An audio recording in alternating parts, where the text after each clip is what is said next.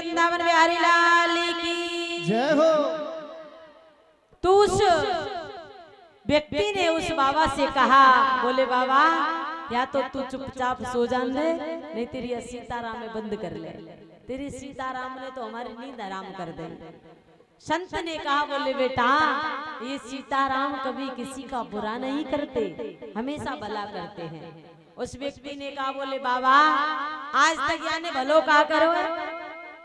संत ने कही, बोले बेटा बुरो कहा करो, तू बता।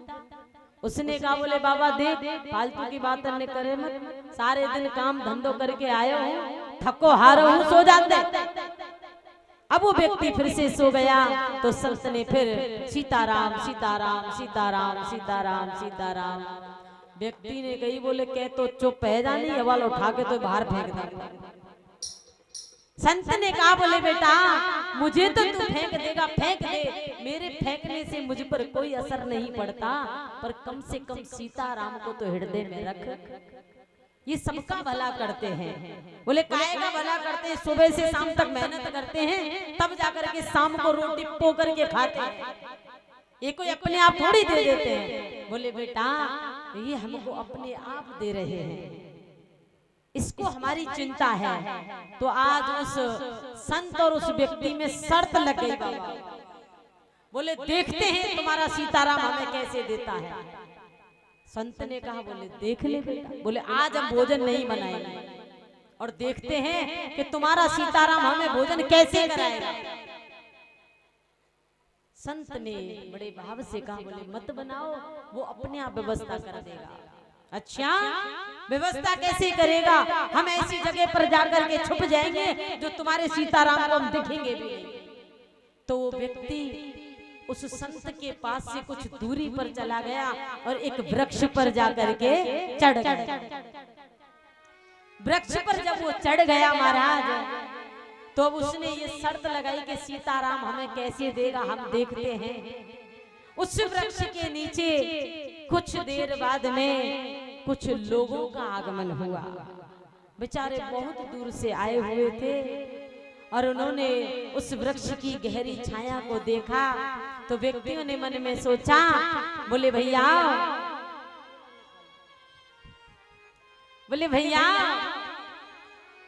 हम थक गए, क्यों ना इस वृक्ष के नीचे आज रात्रि यहीं पर बिताएं और आज भोजन प्रसादी यहीं पर बनाएं। तो उन व्यक्तियों ने आज वहां पर बड़ा सुंदर दाल बाटी चूरमा बनाया है। अब वो व्यक्ति पेड़ पर चढ़ा हुआ है। उन्होंने जैसे ही दाल बाटी चूरमा बना करके तैयार किया, अपने अपने लिए परोस करके बैठे। इतनी ही देर में कुछ डाकू हल्ला करते हुए आए, चिल्लाते हुए आए। तो बेचारे वो गरीब व्यक्ति कहां से आए थे और कहां जा रहे थे पता नहीं, वो डर के मारे उन परसी हुई थालियों को छोड़ करके भाग पड़े। डाकुओं ने देखा गहरी छाया है और हर थाली में दाल बाटी चूरमा। वैसे भी भूख लगी है। जैसे हम छोटी सी क्लास में पढ़ते थे तो एक कथा आती थी, उसमें हीरा और मोती की बात। हीरा मोती जब अपने घर से छूटे, मालिक से छूट करके गए, तो हरी हरी मटर को देख करके भूख और बढ़ गई। पहले से ही लग रही थी और मटरों को देख करके भूख बढ़ गई। तो डाकुओं को भूख तो लगी है, पर महाराज उस दाल बाटी चूरमे को देख करके भूख और तेज हो गई।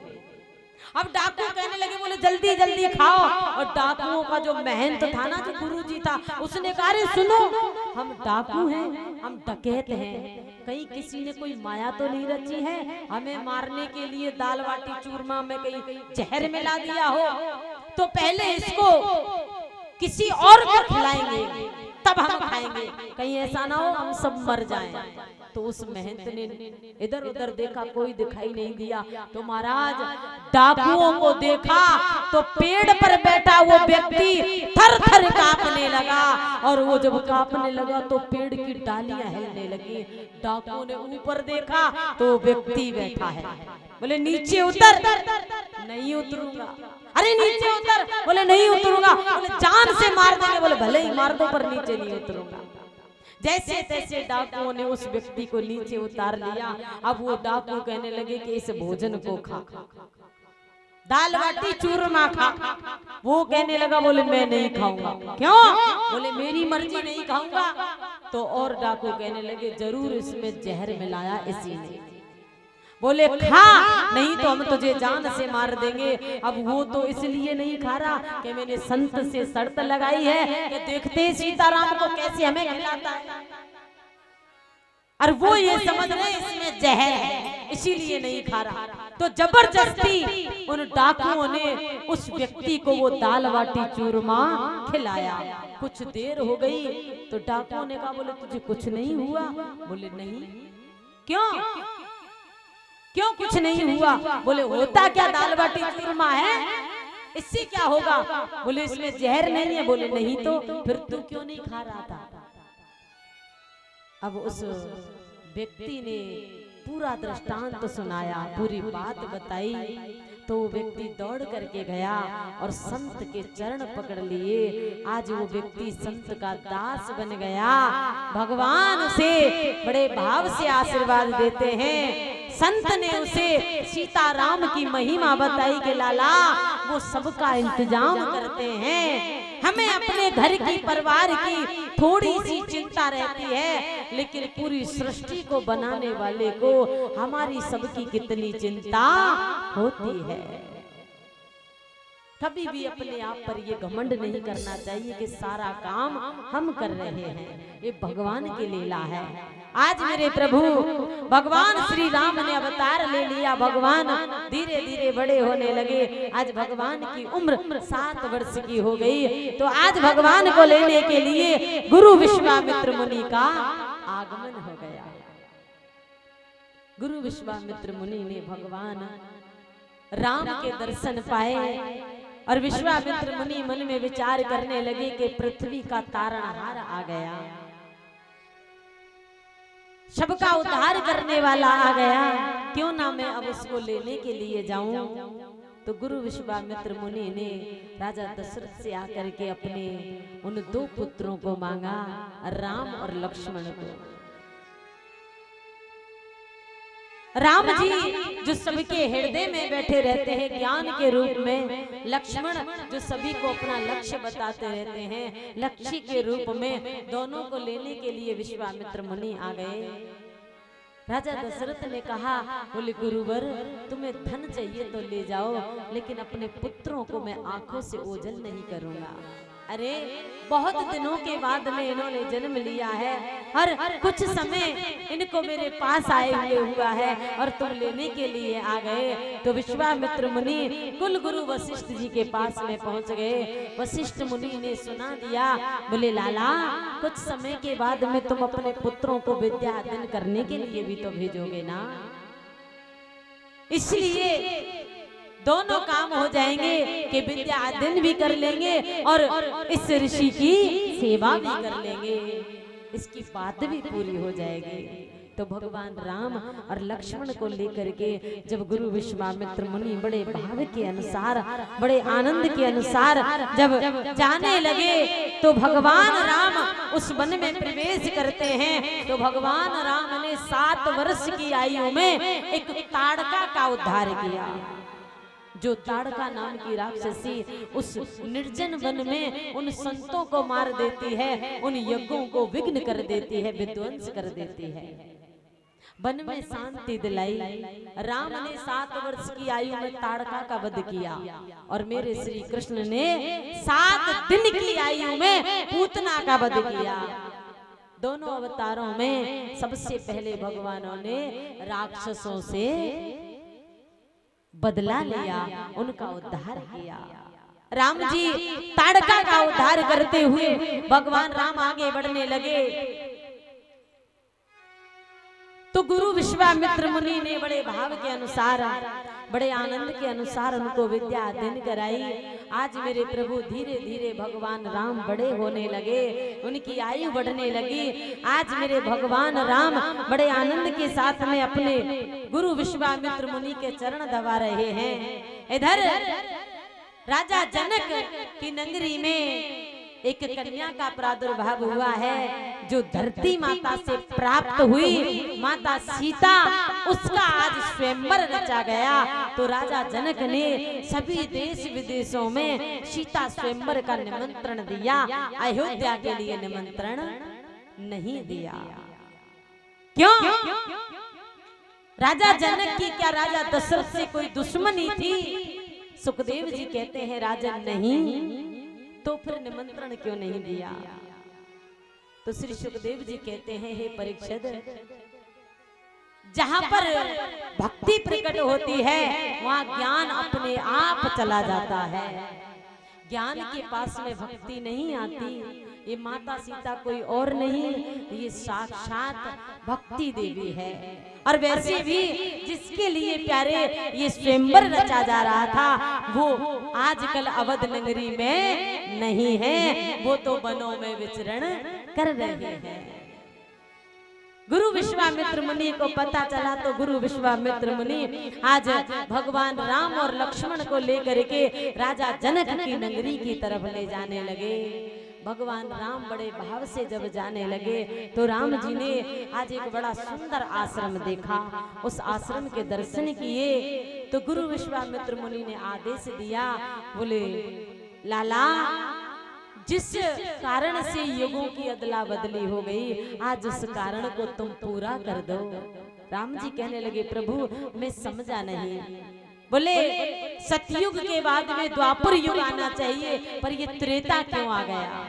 क्योंकि द्वापर युग में मेरे कृष्ण का अवतार होता है और कृष्ण चंचल हैं, इनकी सखा चंचल हैं। यदि ये किसी का अपमान करते हैं तो उनका पाप कर्म भी इनको भुगतना पड़ता है। और त्रेता युग में मेरे राम का अवतार होता है और राम मर्यादा को लेकर के आते हैं, राम सभी का उद्धार करते जाते हैं।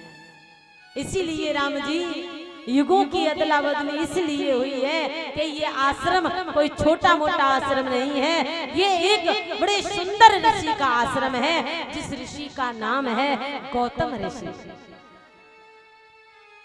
यहाँ पर गौतम की पत्नी ये अहिल्या पत्थर की बनी बैठी है, आज इसका तुम उद्धार कर दो। राम जी ने अपने चरणों की रज लगाई और उस अहिल्या का उद्धार कर दिया। परीक्षित जी कहते हैं, बोले प्रभु मेरी समझ में नहीं आया, ये अहिल्या पत्थर की क्यों बनी, क्या कारण था? तो आज श्री सुखदेव जी कहते हैं, बोले हे राजन, एक बार इंद्र ने अपने इंद्रासन पर एक सभा को एकत्रित किया और उस सभा में सभी देवता आए हैं। वहां पर चंद्रमा भी आया है। तो आज इंद्रदेव ने कहा, बोले इस सृष्टि में सबसे ज्यादा सुंदर नारी कौन है? चंद्रमा ने कहा, बोले सबसे ज्यादा सुंदर नारी गौतम की पत्नी अहिल्या है। तो इंद्र ने कहा उसे हमारे पास बुलाया जाए।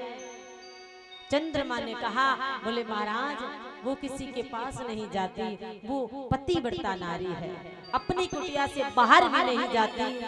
तो आज इंद्रदेव ने चंद्रमा को आदेश दिया कि तुम्हें हमारा साथ देना पड़ेगा। आज चंद्रमा को इंद्र ने एक मुर्गा बना लिया और इंद्रदेव स्वयं गौतम का रूप धारण करके और इंद्रलोक से इस मृत्यु लोक पर आए। रात्रि के 12 बजे हुए थे प्यारे। उस चंद्रमा रूपी मुर्गा ने 12 बजे उस गौतम की पत्नी अहिल्या की कुटिया के सामने बांग लगा दी। जैसे ही मुर्गा की बांग सुनी तो गौतम ऋषि अपने हाथ में कमंडल उठा करके गंगा स्नान के लिए चला गया, क्योंकि पहले कोई घड़ी नहीं हुआ करती थी। 4 बजते थे तो पहले मुर्गा बांग दिया करते थे, तो सभी माता बहनें अपने बिस्तरों को छोड़ दिया करती थी। पहले किसी प्रकार की कोई अलार्म नहीं थी भैया, ये मुर्गा ही सभी का अलार्म था। अब तो कलयुग आ गया, दिन के 12 बजे हो चाहे रात के 12 बजे हो, उसी समय मुर्गा बोल जाते हैं। पहले नियम हुआ करता था कि मुर्गा केवल 4 बजे बोलता था। जैसे ही मुर्गा ने बांग लगाई और महाराज गौतम कमंडल लेकर के और गंगा जी की तरफ जाने लगा। गंगा मैया को प्रणाम करके उसमें डुबकी लगाई। तो गौतम ने जैसे ही डुबकी लगाई तो माता गंगा कहने लगी, अरे दुष्ट, तू कौन है मुझे अर्धरात्रि पर परेशान करने वाला। तो गौतम ने कहा, माँ तेरा लाडला। गौतम, अरे बेटा अभी तो रात्रि के 12 बजे हुए हैं, तुम्हारे साथ तो कोई छल हो गया, जाकर के देखो। महाराज जैसे ही गौतम ने सुना कि मेरे साथ छल हो गया, आधी धोती भीगी हुई, उस धोती को खींचे हुए गौतम अपनी कुटिया की तरफ आया तो देखा कि दरवाजे पर एक मुर्गा खड़ा हुआ है जो उस गौतम रूपी इंद्र का वो पहरा बना करके खड़ा है। क्योंकि आज गौतम का रूप धारण करके ये इंद्र उस अहिल्या के पास में पहुंच गया। उस मुर्गे को देखा तो गौतम ने जोर से धोती का झपाटा मारा और उसने अपना रूप ले लिया। चंद्रमा अपने रूप में आ गया और चंद्रमा ने गौतम के चरण पकड़ लिए। प्रभु मुझसे बहुत बड़ी गलती हो गई, मैं दूसरे के चक्कर में आकर के ये सब कर बैठा हूँ, प्रभु मुझे माफ करना। तो गौतम ने उसे श्राप दे दिया कि तुझ जैसा सुंदर कोई और ग्रह नहीं होगा, लेकिन सुंदर होते हुए तुझ में ये कलंक का दाग दिखाई देगा। इसीलिए चंद्रमा को जब हम देखते हैं ना तो माताएं कहती है कोई बुढ़िया सूत काट रही है, कोई वृक्ष है, कोई पहाड़ है, वो ना बुढ़िया है ना वो पहाड़ है, वो तो गौतम की धोती का झपाटे का दाग है। सबसे ज्यादा सुंदर मेरा चंद्रमा, फिर भी वो आज बेदाग है। इसीलिए महाराज जीवन में कभी भी कोई ऐसा गलत काम नहीं करना चाहिए जो हमारे इस जीवन में दाग लगे। अंदर जाकर के देखा तो गौतम का रूप धारण करके और वो इंद्र अहिल्या के पास विराजमान है। गौतम ने अपनी पत्नी अहिल्या से पूछा, बताओ तुमने मेरे साथ ऐसा क्यों किया, मेरे साथ छल हो गया। तो अहिल्या मना करने लगी। वहीं पर अंजना खड़ी हुई थी, गौतम की पुत्री, अहिल्या की पुत्री अंजना। अंजना ने कहा, पिताजी मैं बताती हूँ माँ के साथ क्या हुआ है। तो अहिल्या कहने लगी, यदि तू मेरी बात बताएगी तो मैं तुझे श्राप दे दूंगी कि तेरे कवारी के पुत्र होगा। इस बात को जब गौतम ने सुना तो गौतम को क्रोध आ गया कि तू मेरी कन्या को श्राप देती है, तू मेरी काय की पत्नी है, मैं तुझे श्राप देता हूँ, तू इसी समय पत्थर की बन जा। गौतम की पत्नी अहिल्या पत्थर की बन गई। आज उस अहिल्या का उद्धार करने के लिए मेरे रघुनंदन का आगमन हुआ है। भगवान ने उस अहिल्या का उद्धार किया है। अहिल्या सीधी अपने पति के धाम को चली गई। प्रेम से बोलेंगे, बोलिए रामचंद्र भगवान की जय हो, जय जय श्री राधे। भगवान की सुंदर कथा प्यारे श्रोताओं, आज मेरे रघुनंदन धीरे धीरे चलते हुए उस राजा जनक की नगरी में पहुंच गए। नगरी में जैसे ही प्रवेश किया तो जनकपुर की सभी नारियां दौड़ी दौड़ी माता सीता के पास गई और कहने लगी, बोले सीता, जिसके लिए ये स्वयंवर रचा जा रहा है, हमें ऐसा प्रतीत होता है कि वो अब आ गया है। माता सीता बड़ी भावुक हो गई और माता सीता मन ही मन माता गौरा को याद करने लगी। मैया, मैंने तेरी जो पूजा की है ना, उस पूजा का फल तू मुझे आज दे देना। आज के बाद में मैं तुझसे कुछ भी नहीं मांगूंगी। माता सीता सुबह होते हुए आज जब माता गौरी के पूजन के लिए गई है, राजा जनक ने सभी को निमंत्रण दिया है, देश विदेश के सभी राजा आए हुए हैं। आज मेरे प्रभु बड़े भाव के अनुसार और बड़े आनंद के अनुसार मेरे राम जी की बड़ी सुंदर कथा जो संक्षिप्त रूप में चल रही है। कोई भी भक्त अपने मन में ये विचार मत करना कि इतनी जल्दी कथा पूरी नहीं होती। श्री सुखदेव भगवान को राजा परीक्षित ने छोटे रूप में संक्षिप्त रूप में ये राम कथा श्रवण कराई है। तो आज राम कथा का हम बड़ा आनंद ले रहे हैं। माता सीता जब माता गौरी का पूजन करने के लिए गई तो इधर मेरे रघुनंदन और लक्ष्मण भैया ने अपने गुरु विश्वामित्र मुनि से आदेश लिया। बोले गुरुवर, यदि तुम्हारा आदेश हो जाए तो हम राजा जनक की नगरी में भ्रमण कर सकते हैं क्या? गुरुजी ने कहा जाओ, क्यों नहीं। तो भगवान राम और लक्ष्मण भ्रमण करने लगे। भ्रमण करते हुए उस जगह पर पहुंच गए जहां पर मेरी मैया पूजन करने के लिए गई है। भगवान राम ने माता सीता को देखा। माता सीता उस समय माता गौरी का पूजन करने के लिए पुष्प चुन रही थी। पुष्पों को चुनते हुए देखा तो रघुनंदन खड़े हो गए, सीता को निहारने लगे। माता सीता की नजर मेरे रघुनंदन पर पड़ी।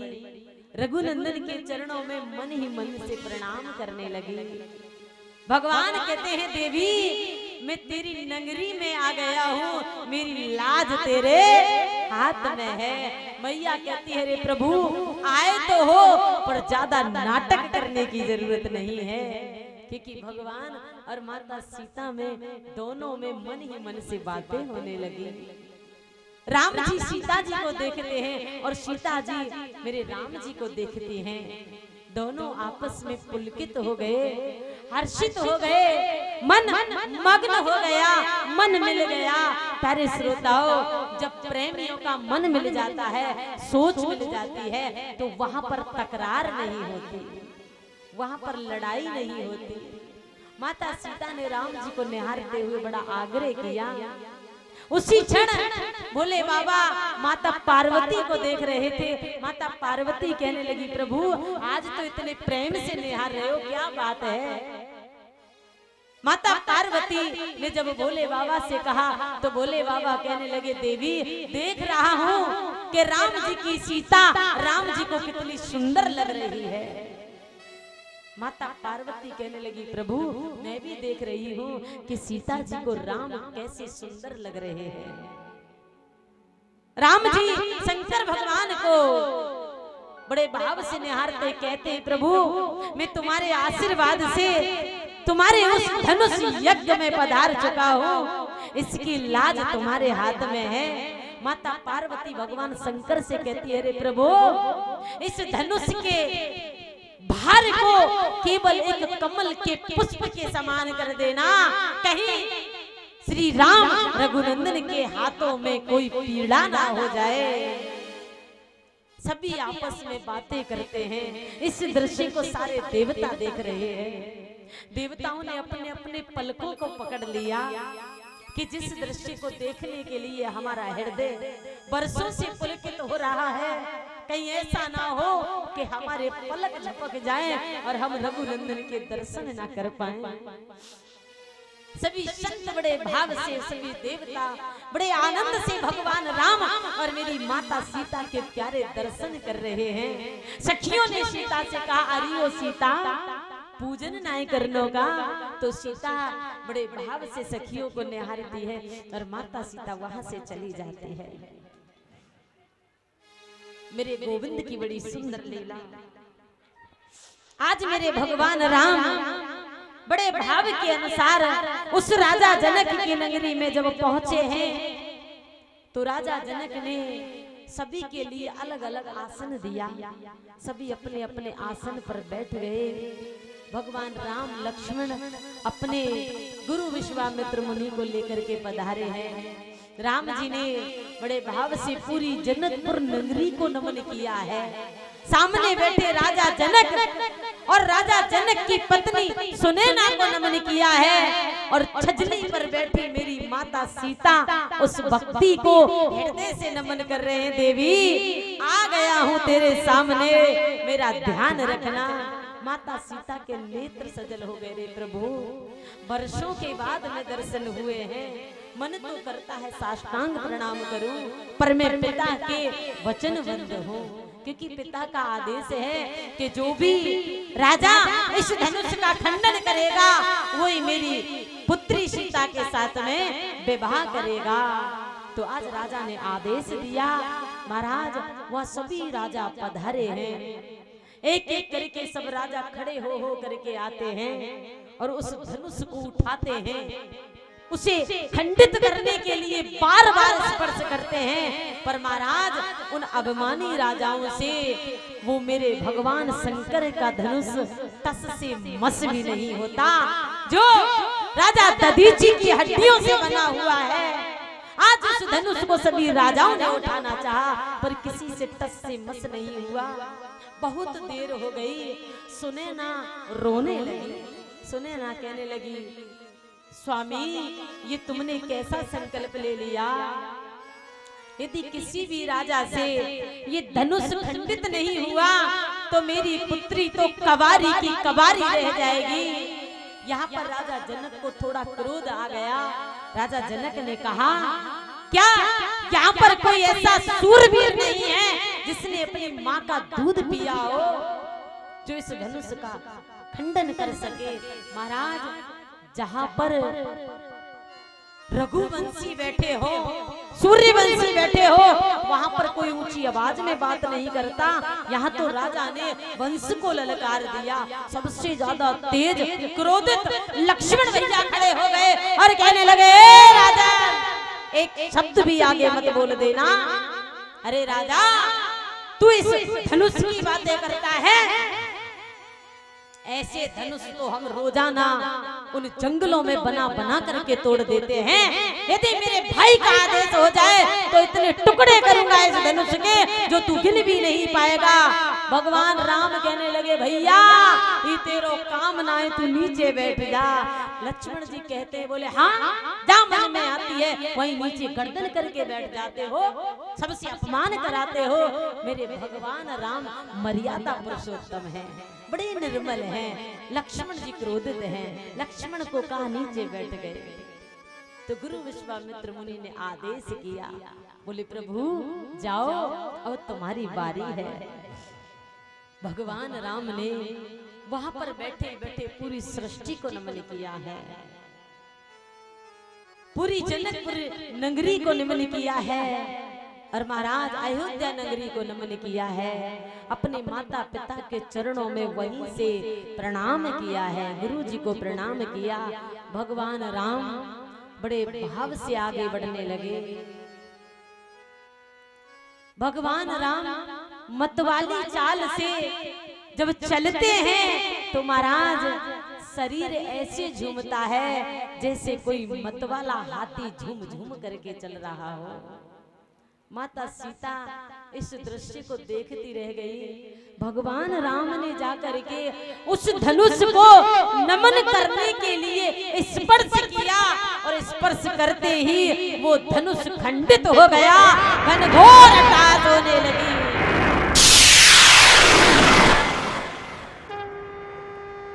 ढोल नगाड़े बजने लगे, सेनाइयां बजने लगी, सारे देवता पुष्पों की बारिश करने लगे। राजा जनक ने अपनी पुत्री सीता को आदेश दिया, जाओ बेटी वरमाला लेकर के जाओ, और इस राजन को बड़े भाव से सुशोभित करो। आज माता सीता अपने हाथों में वरमाला लेकर के पधारी है। माता सीता भगवान राम को वरमाला पहनाना चाहती है, और भगवान राम तो उस भरी सभा में महाराज तन करके खड़े हैं। अब माता सीता है 12 वर्ष की, राम जी है 16 वर्ष के। राम जी बड़े हैं, मैया छोटी हैं। राम जी नीचे झुके नहीं और माता पहुंचे नहीं, है गयो ब्याह। राम जी तन करके खड़े हैं। तो सखी बड़े भाव से कहती है, रघुनंदन जरा नीचे झुक जाओ ना। राम जी मर्यादा पुरुषोत्तम हैं, भरी सभा के बीच में नारी के सामने नहीं झुक सकते। उन्हें समाज का वात्सल्य चाहिए, नारी का वात्सल्य प्रेम नहीं चाहिए। कहीं लिखा हो तो बताओ कि भगवान राम ने नारी के प्रति प्रेम किया है? भगवान राम ने तो उस राज्य के प्रति प्रेम किया है, उस माँ के प्रति प्रेम किया है। भगवान राम में तो ममत्व है, नारी का प्रेम नहीं है। भगवान राम तन करके खड़े हैं। अब लक्ष्मण जी को सभी सखी इशारा करती हैं, बोले लखन तेरे भैया से कहना थोड़ा नीचे झुक जाए। लक्ष्मण कहने लगे, हमें पिटनो थोड़ी है, तो भैया से कहे नीचे झुक जाओ। सखी कहती है बोले लाला हम तेरो भी विवाह करा देंगे, निस्बत दे रही है, दूसरों विवाह करा देंगे। तो महाराज उस देवी ने बड़े भाव से पूड़ियां बनाई हैं। अब वो गांव का व्यक्ति है, वो लड़की है जो शहर की है, पढ़ी लिखी है। अब उसने पूड़ियां बनाई तो पूड़ी परोस करके और एक थाली ले जा करके सामने रख दी। अब वो व्यक्ति बड़े आनंद से भोजन पाने लगा। तो वो छोटी छोटी पूड़ियां, अब गांव का भोजन और सिटी के भोजन में थोड़ा फर्क होता है। गांव में मोटी मोटी रोटी मिलती है और जैसी सब्जी बन जाए एक प्रकार की सब्जी, और सिटी में तो महाराज 50 तरह की तो सब्जी बनाएंगे, छोटी छोटी रोटी। और हम जैसे और तुम जैसे गांव के व्यक्ति पहुंच जाएं तो 2-4 खाते हैं वो तो, और हम और आप तो 10-10 15-15 खाते हैं। गांव का व्यक्ति गया तो उसने देखा, उसने छोटी छोटी पूड़ियां बनाई। अब वो पूड़ी में सब्जी रखे और पूरी पूरी पूड़ी एक एक साथ में खाए। अब वो देवी देखने लगी, अब वो देवी की सखियां भी देखने लगी। अब सखियां हंसने लगी तो उसको बड़ी शर्म आने लगी। उसने इशारा किया, बोले महाराज, उसने इशारा किया, बोले एक में से 2 करके खाओ। अब उसने सोचा, बोले देखो ना नया नया विवाह हुआ है, कितना प्रेम कर रही है, कह रही है बड़ी दूर से आए हो, थके थकाए आए हो, तुम एक एक नहीं 2-2 खाओ। अब महाराज वो 2 पूड़ी रखे, सब्जी रखे और खाए। अब वो देवी बड़े भाव से पति को देखने लगी। सखी हंस रही है, उसको दुख हो रहा है। उसने ऐसे करके हाथ लगाया माथे से, हाय राम मेरी तो किस्मत फूट गई। उसने सोचा, बोले मैं पहली बार ससुराल में आया हूँ, शायद ससुराल में पूड़ी और साग को माथे पर लगा करके जब खाया जाता है। अब वो पूड़ी रखता है और भोग देता है, तब जा करके खाता है। तब वो देवी कहती है, बोले महाराज जैसे पहले खा रहे थे ऐसे ही खाओ, कम से कम मेरी नाक तो मत कटाओ। कुछ लोग ऐसे होते हैं महाराज। हमने सुबह कहा था, बोले आज कृष्ण का जन्म है तो सभी हमारे मित्र मंडली पीले वस्त्र पहन करके चलेंगे। तो हमारे पंडित जी बड़े अड़ीले हैं, पहले से लाल बन के आए हो है। हमने कहीं पीले पहन के आई हो, पर जिद के मारे लाल पहन के आए हो है। अब महाराज पंडित जी को ब्याह है जातो तो पतो चलतो कि मित्र मंडली कैसी हो है, तो बेचारो रंडुआ। भगवान की बड़ी सुंदर लीला, आज बड़ी सुंदर कथा। आज मेरे गोविंद भगवान राम तल करके खड़े हैं और लक्ष्मण जी बड़े भाव से देख रहे हैं। तो सखियां बड़े आनंद से रघुनंदन के लिए गा रही हैं कि झुक जइयो तनक रघुवीर लली मरी छोटी से, झुक जइयो तनक रघुवीर लली मारी छोटी है, झुक जइयो तनक रघुवीर लली मारी छोटी है।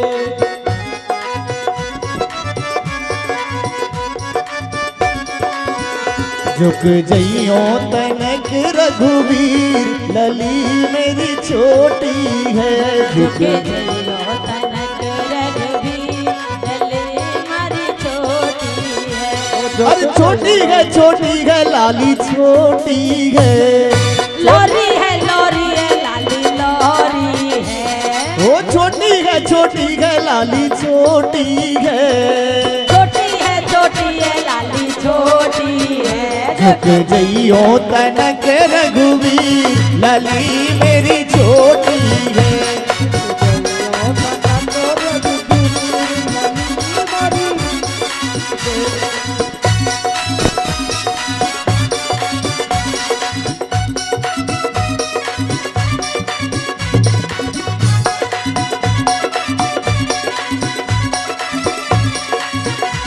अरे बहुत देर से सिया खड़ी है, यहाँ राजन की भीड़ खड़ी है।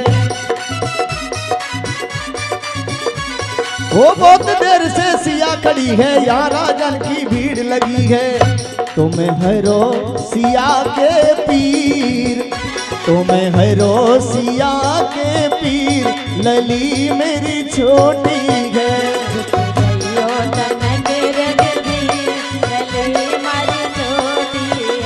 झुक जइयो तनक रघुवीर लली मेरी छोटी है। जइयो तनक रघुवीर लली मारी छोटी है।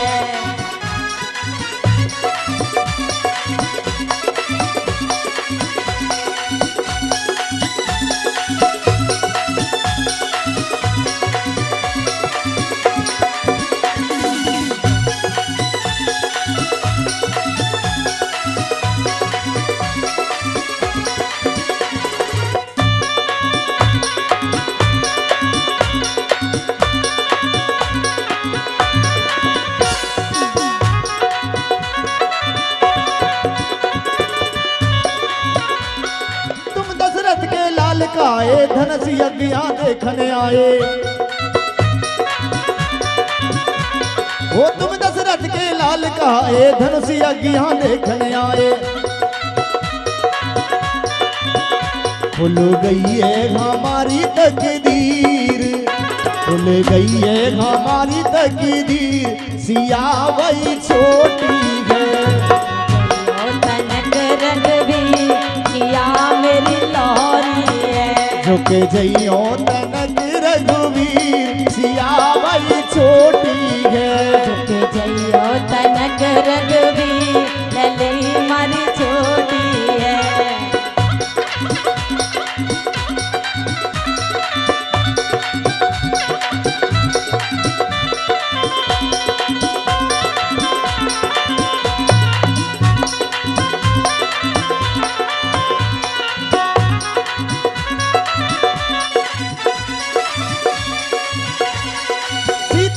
लखन सक चाहे मंद मंद मन में मुस्काए,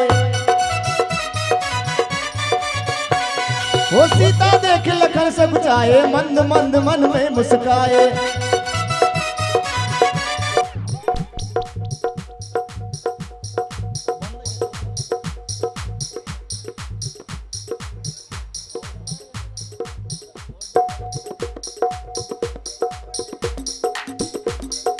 हेलो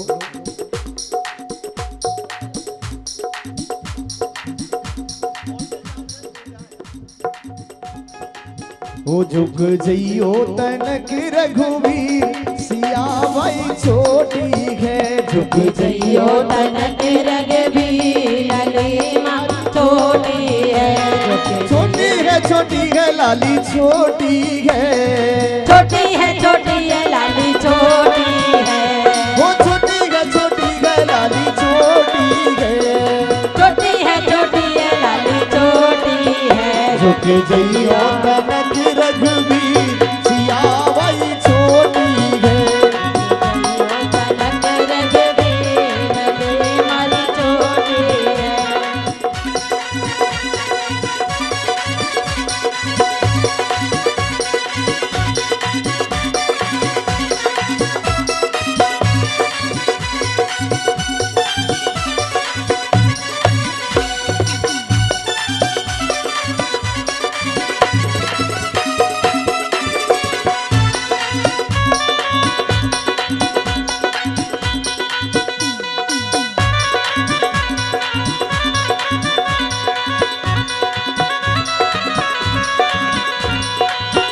झुक जइयो तनक रघुवीर लली मेरी छोटी है।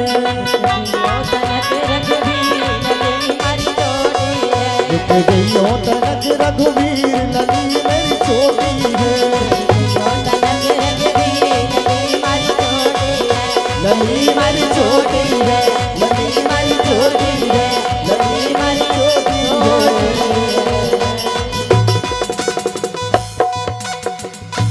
गुरु विश्वामित्र मुनि ने देखा, बोले लाला झुकेंगे नहीं और लाली पहुंचेंगे नहीं तो है गो विवाह। गुरु विश्वामित्र मुनि ने लक्ष्मण जी को इशारा किया, बोले जाओ तुम्हारे भैया के पैर पकड़ लो। लक्ष्मण जी दौड़ करके आए और राम जी के चरणों में गिर पड़े। राम जी ने कहा, लाला तेने कोई गलती तो करी ना है, फिर तू मेरे पैरों में क्यों पड़ा है। भगवान राम तो अपने भैया को उठाने के लिए नीचे झुके और मैया ने माला डाल दी। भगवान का विवाह होने लगा। तुलसीदास बाबा बड़े भाव से कहते हैं, हो जय रघुनंदन जनक किशोरी,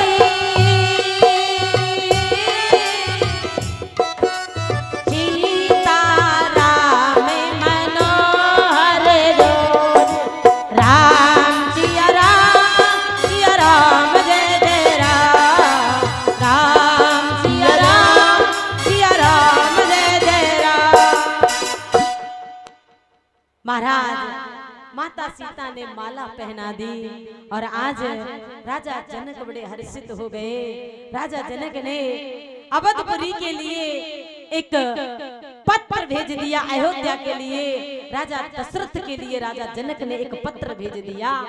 बोले राजन, तुम्हारे 2 पुत्र हमारे पास में आ गए हैं, 2 पुत्रों को वहीं से दूल्हा बना करके ले आओ। हम अपनी पुत्रियों का विवाह तुम्हारे 4 पुत्रों के साथ में करते हैं। आज भगवान राम की भरत और शत्रुघ्न दोनों उस अयोध्या नगरी से दूल्हा बन करके आ रहे हैं। भगवान राम और लक्ष्मण उस राजा जनक की नगरी में दूल्हा बने हैं। चारों का विवाह होने लगा। दरवाजे पर 4 दूल्हा कदली खम्भों की तरह खड़े हुए हैं।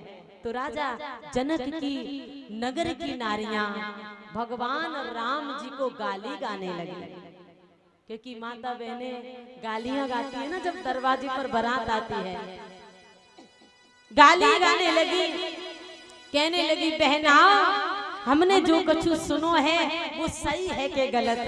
तो सभी सखियां भगवान राम को गाली गा रही हैं।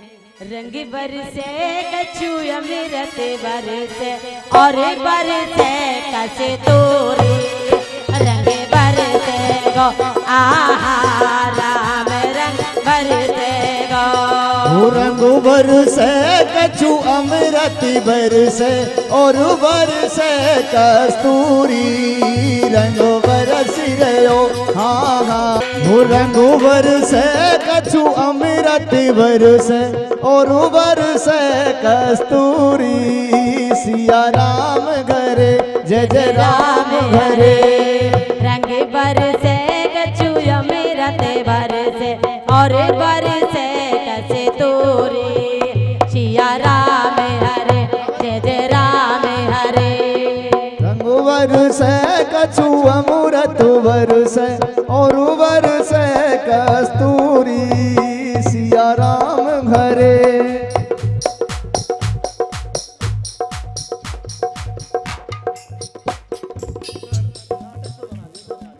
जय हो। और भगवान राम के लिए जनकपुर की नारियां गा रही है क्या? खीर खाए सुत पैदर करती अवधपुरी की नारी, सिया राम हरे जय जय राम हरे। अरे खीर खाए सुत पैदा कीनो अवधपुरी की नारी, सिया राम घरे जय जय राम घरे। खीर खाए सुत पैदर करती अवधपुरी की नारी, सिया राम हरे जय जय राम हरे। खीर खाए सुत पैदा कीने अवधपुरी की नारी, सिया राम घरे जय जय राम घरे।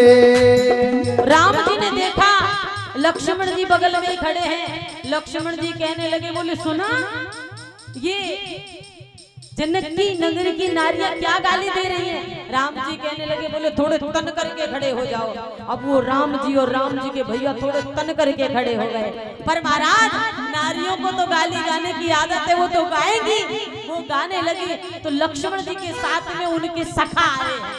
वो कहने लगे, बोले सुनो, अरे राजा उस दशरथ की नारियां ऐसी तो हैं, कम से कम खीर से तो बच्चा करती हैं, पर या जनकपुर की नगरी का तो और भी उदार है क्या? बोले जिसको बच्चा चाहिए एक हाथ में फावड़ा ले जाओ और दूसरे में टोकरी, जमीन खोदो और बच्चा ले आओ। नारियां कहने लगी, बोले आपको तो सब पता है। तो लक्ष्मण और लक्ष्मण के सखा गा रहे हैं क्या? हल जोतते कन्या पैदा करते अवध के राजा सिया राम हरे।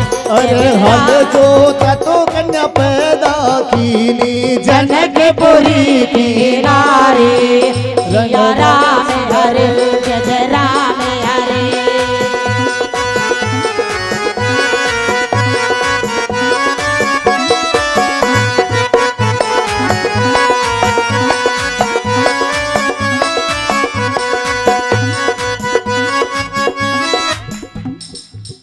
और महाराज राजा को गाली गाते हुए जब जनकपुर की नारियों ने देखा तो लक्ष्मण जी भी गाने लगे। फिर जनकपुर की नारियां कहने लगी, बोले ओए लक्ष्मण चुप रहे, हम जानती है तेरी औकात को। राम जी कहने लगे और दे ले गाली, हम कह रहे थे चुपचाप सुन तो रहे, यही में आनंद है, अब तेरी औकात पे पहुंच गई। राम जी कहने लगे हाय राम, ऐसी कौन सी पोल पट्टी को पतो चल गए हो जो हमारी औकात पे पहुंच गई। तो जनकपुर की नारियां गा रही है क्या, तुम्हारी बहन ये शांता बाई श्रृंगी जी संग प्यारी सिया राम हरे जय राम हरे। तुम्हारी बहन ये शांता बाई श्रृंगी ऋषि संग भागी सिया राम घरे राजा राम घरे। तुम्हारी बहन ये शांता बाई श्रृंगी ऋषि संग प्यारी सिया राम हरे जय राम हरे। तुम्हारी बहन ये शांता बाई श्रृंगी ऋषि संग भागी सिया राम घरे जय राम घरे।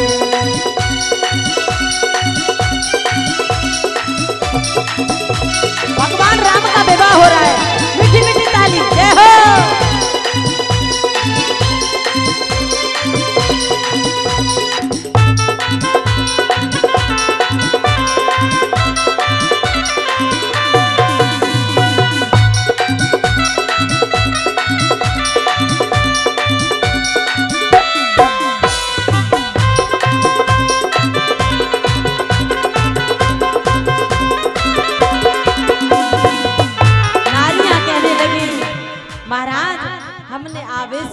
के गाली तो गा दिया लेकिन तुम बुरा मत माना। जनकपुर की नारियां कहती हैं हे राम इन गारिनी को बुरो न मानो रामचंद्र अवतारी सिया राम हरे जय राम हरे। अरे इन गारिनी को बुरो न मानो रामचंद्र प्रभुताई सिया राम घरे जय राम घरे। इन गारिनी को बुरो न मानो रामचंद्र अवतारी सिया राम हरे जय राम हरे सिया राम घरे जय राम हरे। रंग बरसे कचुया में रत बरसे और बरसे मेवा में तेरे सिया राम हरे जय राम हरे सिया राम हरे जय राम हरे सिया राम हरे जय राम हरे। बोलिए रामचंद्र भगवान की जय हो। भगवान का विवाह होने लगा। भगवान के विवाह में बड़ा आनंद आ रहा है। प्यारे श्रोताओं भगवान की सुंदर कथा आज भगवान राम जी का विवाह माता सीता के साथ में हुआ, जानकी जी के साथ में हुआ और लक्ष्मण का विवाह उर्मिला के साथ में हुआ, भरत का विवाह मांडवी के साथ में हुआ, शत्रुघ्न का विवाह माता सुतकीर्ति के साथ में हुआ। चारों भैयाओं का विवाह हो गया। राजा जनक की पुत्री केवल एक उर्मिला थी, मांडवी और इस सुतकीर्ति तो उनके छोटे भाई राजा कुशध्वज की पुत्री हैं। अपने छोटे भाई की पुत्रियों का विवाह भरत और शत्रुघ्न के साथ करवाया। ये माता सीता तो धरती से प्राप्त हुई, भक्ति माता का प्रादुर्भाव हुआ, उनका पालन पोषण इस राजा जनक ने किया। आज माताओं का बड़े भाव से विवाह हो गया। मेरे प्रभु की बड़ी सुंदर लीला, भगवान राम का विवाह बड़े आनंद से हो गया। माता सीता बड़ी सुंदर दुल्हन बनी हुई है। आज माता सीता का बड़े आनंद के साथ में विवाह हो गया। राम जी बड़े आनंद से बैठे हुए हैं। महाराज राजा दशरथ राजा जनक के पास आए और कहने लगे, बोले प्रभु बच्चों का विवाह हो गया, बड़ा आनंद आया है, अब तुम विदा करो। तो राजा जनक ने बिना सोचे समझे कह दिया, हाँ राजन क्यों नहीं, जरूर करेंगे। तो राजा जनक को होश हुआ, क्या विदा की बात कही है। तो राजा दशरथ के चरण पकड़ लिए, बोले राजन यदि धन कम मिला हो ना तो और ले लो, पर ये विदाई की बात दोबारा मत करना। राजा दशरथ ने देखा और राजा दशरथ ने कहा, बोले राजन चाहे कितने भी दिन इस बेटी को अपने घर पर रख लो, पर कहते हैं ना कि सोना तो सोनार के ही सुशोभित लगता है। दोनों राजाओं में इतना प्रेम हो गया प्यारे कि भगवान राम की बारात को राजा जनक ने 1.25 महीने तक रोका। 1.25 महीने तक भगवान राम की बारात उस जनकपुर नगरी में विराजमान रही। 1.25 महीना गुजर गया, क्योंकि सब कुछ ये पिता देख सकता है, लेकिन बेटी की विदाई को पिता नहीं देख सकता।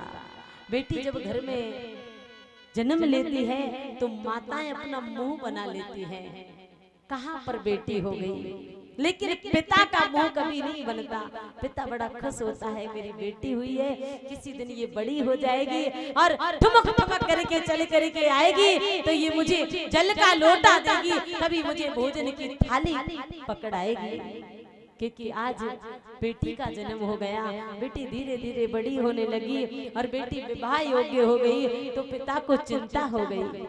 पिता ने आज उस बेटी का विवाह तय कर दिया और महाराज थोड़े बहुत दिन रह गए तो आज पिता को नींद नहीं आती है। पिता कहते हैं कि अब मेरी बेटी चली जाएगी, मैं कहीं बाहर से आता हूँ तो सबसे पहले कुंडी को खटखटाता हूँ तो ये बेटी दौड़ करके आती है, मेरे पिताजी को भूख लगी होगी, बिना पूछे जल का लोटा और भोजन की थाली हाथ में लेकर के आती है, पिताजी तुम भूखे हो कुछ पालो, लेकिन इन बेटाओं को कोई चिंता नहीं।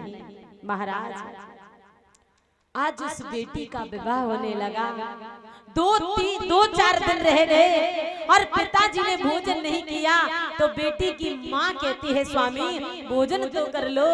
तो बेटी का बाप कहता है, अरे देवी तुझे भोजन की पड़ी है, बहुत सारा काम है, काम करना है। इतनी शक्ति उस पिता के अंदर आ जाती है कि वो पिता भूख प्यास को छोड़ करके और बेटी की आने वाली उस बारात की तैयारी करता है। महाराज 2 दिन रह जाते हैं तो सर पर साफा रख लेता है और पैर नंगे हो जाते हैं, जूता चप्पल भी पैरना भूल जाता है। आज जब उस बेटी का विवाह होता है तो वो आंगन बड़ा सुंदर, वो दुल्हन की तरह सजा हुआ दिखाई देता है। और महाराज जब उस बेटी का विवाह हो करके और उसकी विदाई होती है, जो पिता 4 दिन का भूखा और आंगन में नंगे पैर दौड़ दौड़ करके काम कर रहा था, आज बेटी की विदाई हो गई तो वही पिता धड़ाम से उस आंगन में गिर गया और 4 व्यक्ति उसे उठा रहे हैं। कहाँ चली गई वो शक्ति जो अभी कुछ देर पहले दौड़ दौड़ के काम कर रहा था, और अब सारी शक्ति निकल गई, जान निकल गई। पिता जोर जोर से रोता है और आंगन में कोई वृक्ष होता है तो उसे बाहों में भर लेता है, बेटा आज मुझे तेरे अलावा इस घर में कोई भी दिखाई नहीं दे रहा है। और प्यारे सबसे ज्यादा तो वो रोता है जो हर समय अपनी बहन से नोक झोंक किया करता है, उसी कंधे पर डाल करके ले जाता है और गाड़ी में डाल देता है। वो उसकी कॉलर को पकड़ लेती है और कहती है, अरे भाई आज के बाद में तू किससे लड़ाई करेगा। वो बहन हर बात पर डांट खाती है और भाई को बचा लेती है। मेरा भाई बहुत अच्छा है। भैया उसकी गर्दन से लिपट करके रोता है, कहता है, बहन आज के बाद में मुझे कौन बचाएगा। माँ मारेगी, माँ डांटेगी तो तेरे अलावा दूसरा कोई और नहीं है मुझे बचाने वाला। इन बेटियों की बड़ी सुंदर कहानी है रे प्यारे। बेटी यदि माँ बाप के घर जन्म ले ले तो हम कहते हैं पराई है, चली जाएगी। और ये विवाह होकर के दूसरों के घर पहुंच जाए, कोई से काम बिगड़ जाए तो वहां भी कहते हैं तो पराई। अरे अपने घर जन्म लिया तो भी पराई और ससुराल में पहुंच गई तो भी पराई। फिर इस बेटी का घर कौन सा है। पराई होकर के भी ये जुदाई को सहन करती है। ये मेरी बेटियों की कथा है। एक बेटी जिसके पिता का देहांत हो गया, जोर जोर से सर को पटक पटक करके रोने लगी, पिताजी आज तुम इस दुनिया से चले गए, मुझे बुलाने वाला इस दुनिया में कोई नहीं है। उसी समय एक व्यक्ति आया, उसने कहा कि इस अर्थी को मैं जब उठने दूंगा कि पहले इस पर जो मेरा कर्जा था उससे कोई चुका देगा। दो बेटा थे, दोनों ने नीचे गर्दन कर ली। रोती हुई वो बेटी खड़ी होकर के कहने लगी, भैया मैं जो भी जेवर पहन करके आई हूँ उस जेवर को तुम ले लो और मेरे पिता का जो कर्जा रह जाएगा मैं पाई पाई करके धीरे धीरे चुका दूंगी, लेकिन कम से कम मेरे पिता की इस अंतिम यात्रा को तो मत रोको। तो उस व्यक्ति ने कहा कि मैं तो ये देखना चाह रहा था कि इनकी ओरिजिनल संतान कौन है। प्यारे जाने के बाद भी ये हमारे लिए अपने सर को फोड़ती हैं और जब हम जाते हैं तो जाते जाते ये हमारे सरों को फोड़ते हैं। बेटी और बेटा में इतना अंतर है। ओस की सी बूंद होती हैं बेटियां, दर्द माँ को हो तो खुद रोती हैं बेटियां। दादा की दुलारी, पापा की प्यारी, भैया की लाडली होती हैं बेटियां। खुद कांटों की राहों पर चलती हैं लेकिन दूसरों के लिए पुष्प बन जाती हैं ये बेटियां। ये बेटियों की बात है। आज माता सीता की विदाई होने लगी। राजा जनक विदेह हैं, किसी से मोह नहीं हुआ, फिर भी आज रो पड़े कि मेरी सीता मेरी आंखों से ओझल हो रही है। माँ आई और माता सीता ने अपने पिता के हृदय से लग करके कहा, पिताजी मुझसे कोई गलती हो गई हो तो मुझे क्षमा कर देना, और पिताजी कभी मेरी याद आए तो मुझसे मिलने के लिए मेरी ससुराल में आ जाना। ऐसा कहने वाली केवल ये बेटियां होती हैं प्यारे।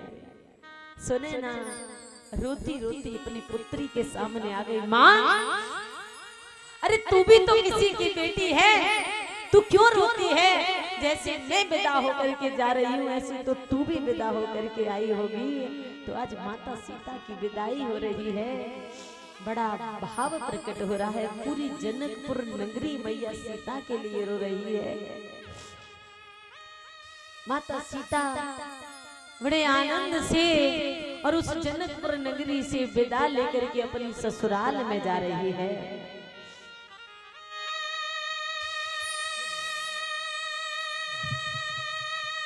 जाओ बेटी खुश रहना, ले लो आशीष हमारा,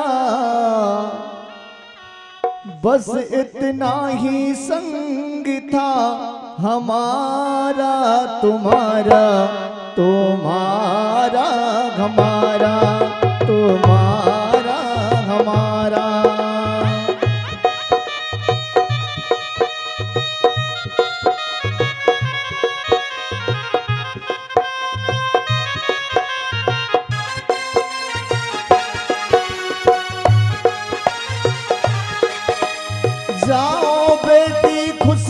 रहना ले लो आशीष हमारा, बस इतना ही संग था हमारा तुम्हारा, तुम्हारा हमारा।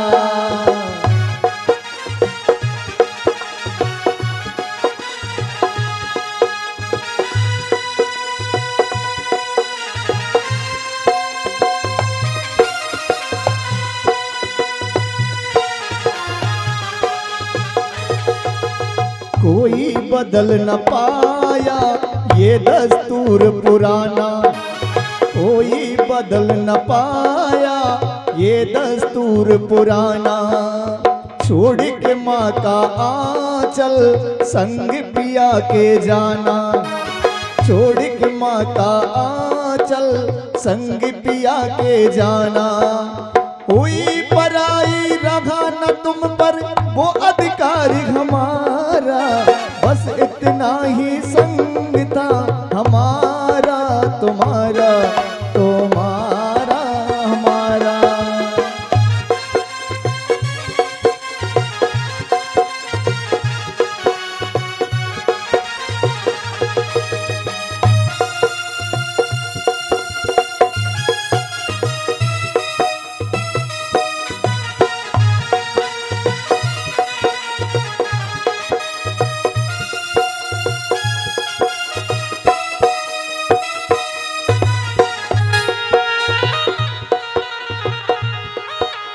तू मेरे घर की बाती वो घर रोशन करना, तू मेरे घर की बाती वो घर रोशन करना। मेरे नैन की ज्योति चाग वहाँ तुम बनना, मेरे घर की ज्योति जाग वहाँ कर बनना। अरे तू मेरे घर की बाती वो घर रोशन करना, मेरे नैन की ज्योति चाग वहाँ तुम बनना।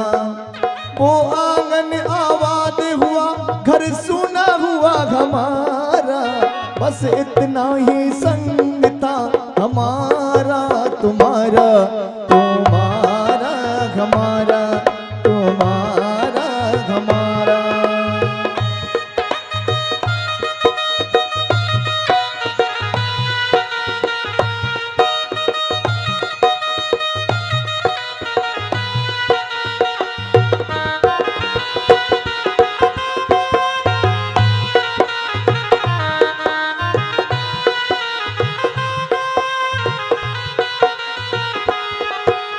कहता है हर कोई तू दादी की परछाई, कहता है हर कोई तू दादी की परछाई। अरे बेटी में माँ देखी तो आंख मेरी भर आई, बेटी को माँ देखी तो आंख मेरी भर आई। ओ बेटी में माँ देखी तो आंख मेरी भर आई।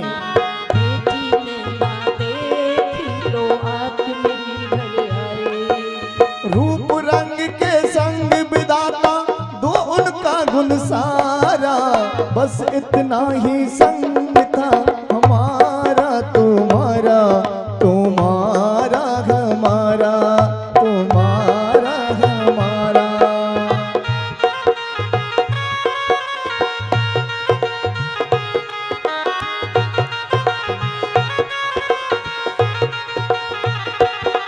अरे छोड़ माए का एक दिन हर बेटी को है जाना, छोड़ माए का एक दिन हर बेटी को जाना। माँ की सोनो चिड़ैया ये घर अब है बेगाना, माँ की सोन चिड़ैया ये घर है बेगाना। ओ माँ की सोन चिड़ैया ये घर है अब बेगाना। हुई चुटकी हुई चुटकी बहन तेरे बिन हो गई बेसहारा, बस इतना ही संग था हमारा तुम्हारा, तुम्हारा हमारा, तुम्हारा हमारा। जाओ बेटी खुश रहना ले लो आशीष हमारा, बस बस इतना ही संग था हमारा तुम्हारा, तुम्हारा हमारा, तुम्हारा हमारा, तुम्हारा हमारा। माता सीता की विदाई होने लगी। प्यारे श्रोताओं, इन कथाओं के माध्यम से माँ, पुत्र पुत्री, पति पत्नी, भाई बहन सबके प्रति का जो ममत्व होता है वो उमड़ आता है। क्योंकि उन बेटियों के लिए सब रोते हैं जो बेटियां अपने माता पिता की सर का ताज बन करके रहती हैं, जो कभी भी किसी के सामने ऊंची आवाज में बातें नहीं करती। सबकी आंखें नम। माता सीता की विदाई, पूरी जनकपुर नगरी रो रही है। माता सीता की विदाई हो गई। श्री सुखदेव जी राजा परीक्षित से कहते हैं, राजन आज मेरे प्रभु बड़े भाव के अनुसार राजा जनक का वो आंगन तो सुना हो गया, लेकिन राजा दशरथ का वो आंगन भर गया। क्योंकि तुलसीदास बाबा कहते हैं ना कि जब ते राम ब्याए घर आए, नित्य नव मंगल मोद बधाए। जब से भगवान माता सीता से विवाह करके लाए, तब से नित्य मंगल गान गव रहे हैं, बधाई गव रहे हैं।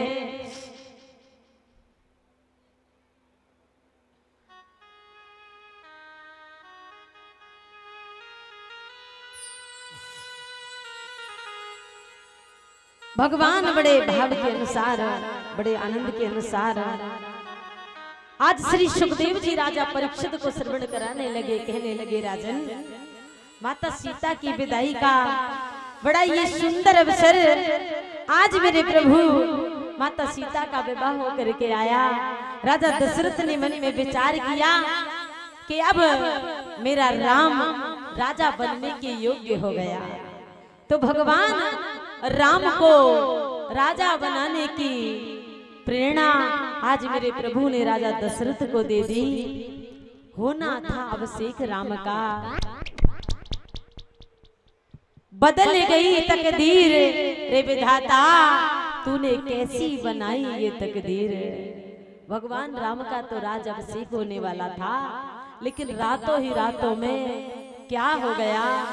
माता केकई अपने 2 वरदानों को मांगने वाली थी, पर मंथरा ने आकर के सारा रंग भंग में डाल दिया। मंथरा ने आकर के केकई को वो 2 वरदान याद दिलाए। तो माता केकई ने अपने मन में विचार किया कि मैं मंथरा के अनुसार नहीं चलूंगी, मैं अपने मन के अनुसार चलूंगी।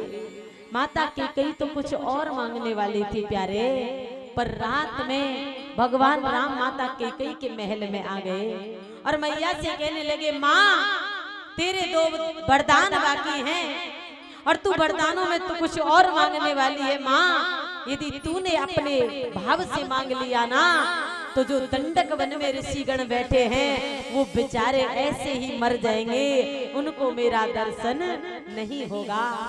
अब माने दैत्य उस रावण का उद्धार कैसे होगा। माँ मैं जो कहूँ वो वरदान मांग लेना, क्योंकि सारा संसार माता केकई को बुरी बताता है।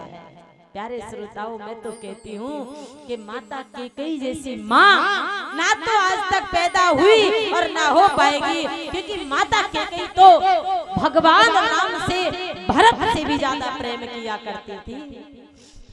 तो वो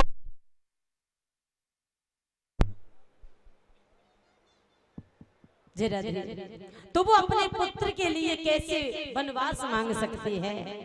माता केकई तो कुछ और मांगने वाली थी। राम जी आए तो माता केकई कहने लगी, बोले लाला हम वरदानों को तो बदल देंगे, लेकिन बदले में हमें क्या मिलेगा। राम जी ने कहा, माँ तू मांग ले, क्या मांगना चाहती है। तो माता केकई ने कहा, माँ मांग मैं देने के लिए तैयार हूँ। तो माँ केकई कहती है, बोले लाला मुझे राम जैसा पुत्र चाहिए। भगवान कहते हैं, माँ तथास्तु, ऐ मस्त ऐसा ही होगा, पर माँ मेरी भी एक शर्त रहेगी। कि मैं जन्म तो तेरे गर्भ से ले लूंगा, पर दुग्ध पान मैं मेरी माता कौशल्या का ही करूंगा। वे माता कैकेयी माता देवकी बन करके आई, उनके गर्भ से मेरे भगवान ने जन्म लिया। और माता कौशल्या माता नंद रानी यशोदा बन करके आई। दुग्ध पान पिया तो गोकुल में जाकर भगवान ने आशीर्वाद दे दिया। सुबह होते ही भगवान राम का अभिषेक होने वाला था। राजा दशरथ को कैकेयी ने अपने कोप भवन में बुलाया तो उनसे वरदानों की मांग की। राजा दशरथ कैकेयी से बहुत प्रेम करते हैं। कहा, बोले रानी मांगो, क्या मांगना चाहती हो, हम देने के लिए तैयार हैं। तो राजा दशरथ ने बड़े भाव से कहा, रानी कैकेयी कहती है, बोले प्रभु मैं जो मांगने के लिए जा रही हूँ वो तुम्हें देना पड़ेगा। तो आज कैकेयी मांग रही है अपने पति राजा दशरथ से, कहने लगी कि सुनहु प्राण प्रिय भावत जी का, हे स्वामी मैं जो मांगने वाली हूँ वो तुम्हें देना पड़ेगा। तो कैकेयी कहती है कि सुनहु प्राण प्रिय भावत जी का, देहु एक वर भरतहि का। हे रानी तू पागल है, तेरा दिमाग चला गया, तुझे किसने बहका दिया। बोले राजन फालतू बातें मत करो, मैंने जो मांगा है वो मुझे मिलना चाहिए। राजा महाराज राजा का चेहरा उतर गया, राजा के जो अरमान थे वो गिर गए। राजा की खुशी की लहर आज चिंता में बदल गई और राजा ने हाथ जोड़ करके कैकेयी से कहा, कैकेयी तू और कुछ मांग ले, कम से कम ऐसा तो मत कर कि मेरे राम को तू राज तिलक से दूर कर रही है। क्या किया है मेरे राम ने। तो कैकेयी कहती है, बोले प्रभु जो इस जबान से बात निकल गई, शब्द निकल गया, वो लौट के नहीं आएगा। मैंने जो मांग लिया वो मुझे दीजिए।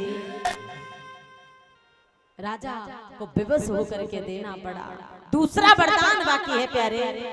तो रानी कैकेयी दूसरे वरदान में मांग रही है कि तापस भेष विशेष उदासी।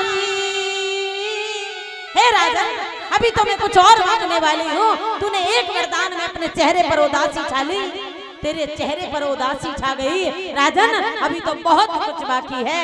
राजा ने कहा, बोले देवी अब तो तू जो करेगी वही होगा। तू क्या मांगना चाहती है देवी, कोई ऐसा वर मत मांग लेना जो मैं देने के लिए विवश हो जाऊं और मेरे प्राण संकट में पड़ जाएं। कैकेयी ने कहा कि तापस भेष विशेष उदासी, 14 बरस राम वनवासी। हे रानी तू पागल हो गई है, तुझे जो चाहिए वो मांग ले। अरे कम से कम मेरे राम को 14 वर्ष का वनवास तो मत मांग। हे रानी मैं तेरे आगे हाथ जोड़ करके कहता हूँ। राजा ने घुटने टेक लिए, कैकेयी के सामने गिर पड़ा। अब कैकेयी निर्दयी होगी। कैकेयी ने मांग लिया, बोले प्रभु मैंने जो मांगा है वो मुझे चाहिए।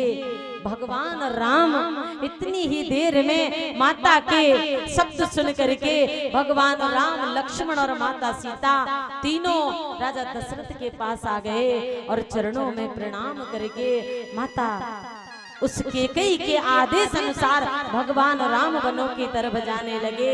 तो आज मेरे प्रभु राजा दशरथ ने देखा कि मेरा राम जा रहा है। अरे अवधवासियों, अरे अयोध्यावासियों, कोई तो रोको, मेरे राम को रोको। अरे लक्ष्मण तू ही कह दे, तेरा कहना मान जाएगा। पर लक्ष्मण तो राम जी से पहले तैयार हो गए।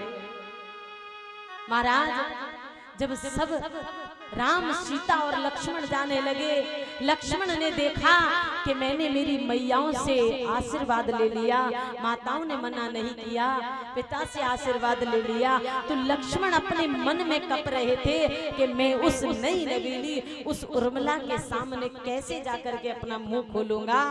जैसे ही लक्ष्मण गए, लक्ष्मण में हिम्मत नहीं है कि मैं उर्मिला से कहूं कि मैं मेरे भाई के साथ जा रहा हूं। महाराज जैसे ही लक्ष्मण ने महलों में प्रवेश किया तो उर्मिला जैसी नारी भी होना धन्य है। उर्मिला पहले से ही घी का दीपक जला करके और थाल लेकर के आरता उतारने के लिए खड़ी थी। स्वामी मैं तुम्हें रोकूंगी नहीं, एक भाई की सेवा करने के लिए मैं नहीं रोकूंगी, और मैं ये भी नहीं कहूंगी कि मैं साथ चलूंगी। स्वामी तुम चिंता मत करना, मेरी फिक्र मत करना। आज उस उर्मिला ने उस दीपक को जला करके रख लिया कि जब तक ये दीपक जलता रहेगा मेरे पति का बाल भी बांका नहीं होगा। आज वनों को जाने लगे भगवान राम, पूरी अयोध्या नगरी भगवान को विदा करने के लिए जा रही है। भगवान राम ने मुड़कर के देखा पूरी अवध नगरी भगवान को विदा करने के लिए गई, तो राजा दशरथ ने कहा अरे सुमंत तू जा और मेरे राम का वचन पूरा हो जाए तो वहीं से लौटा करके ले आना। भगवान राम को पूरी अयोध्या नगरी विदा करने के लिए गई, तो भगवान राम आज तमसा नदी के किनारे पर जाकर के बैठ गए। पूरी नगरी के सभी नर नारी वहां पर सो गए। भगवान सुमंत जी को लेकर के लक्ष्मण और माता सीता उस तमसा नदी से श्रृंगवेरपुर में राम जी पहुंच गए, और राम जी ने उस सुमंत से कहा बोले जाओ तुम जाकर के मेरे पिताजी से कह देना कि राम लौट करके नहीं आया। सुमंत जी जब आए तो सुमंत जी को आते हुए देखा तो राजा दशरथ दौड़ करके आए, सुमंत क्या मेरा राम आ गया, मेरा लाला आ गया। तो सुमंत नीचे गर्दन लटकाए खड़ा है। सुमंत ने कहा प्रभु राम जी नहीं आए।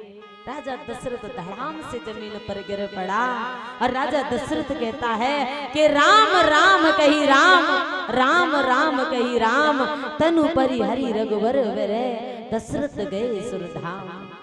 राजा दशरथ ने पंच भौतिक शरीर को त्याग दिया। आज मेरे प्रभु वनों के लिए जाने लगे तो भगवान ने उस गंगा को पार किया, और गंगा को पार करने से पहले केवट आ गया। केवट ने प्रभु के चरण धोए, उस नौका में बिठाया और गंगा पार किया।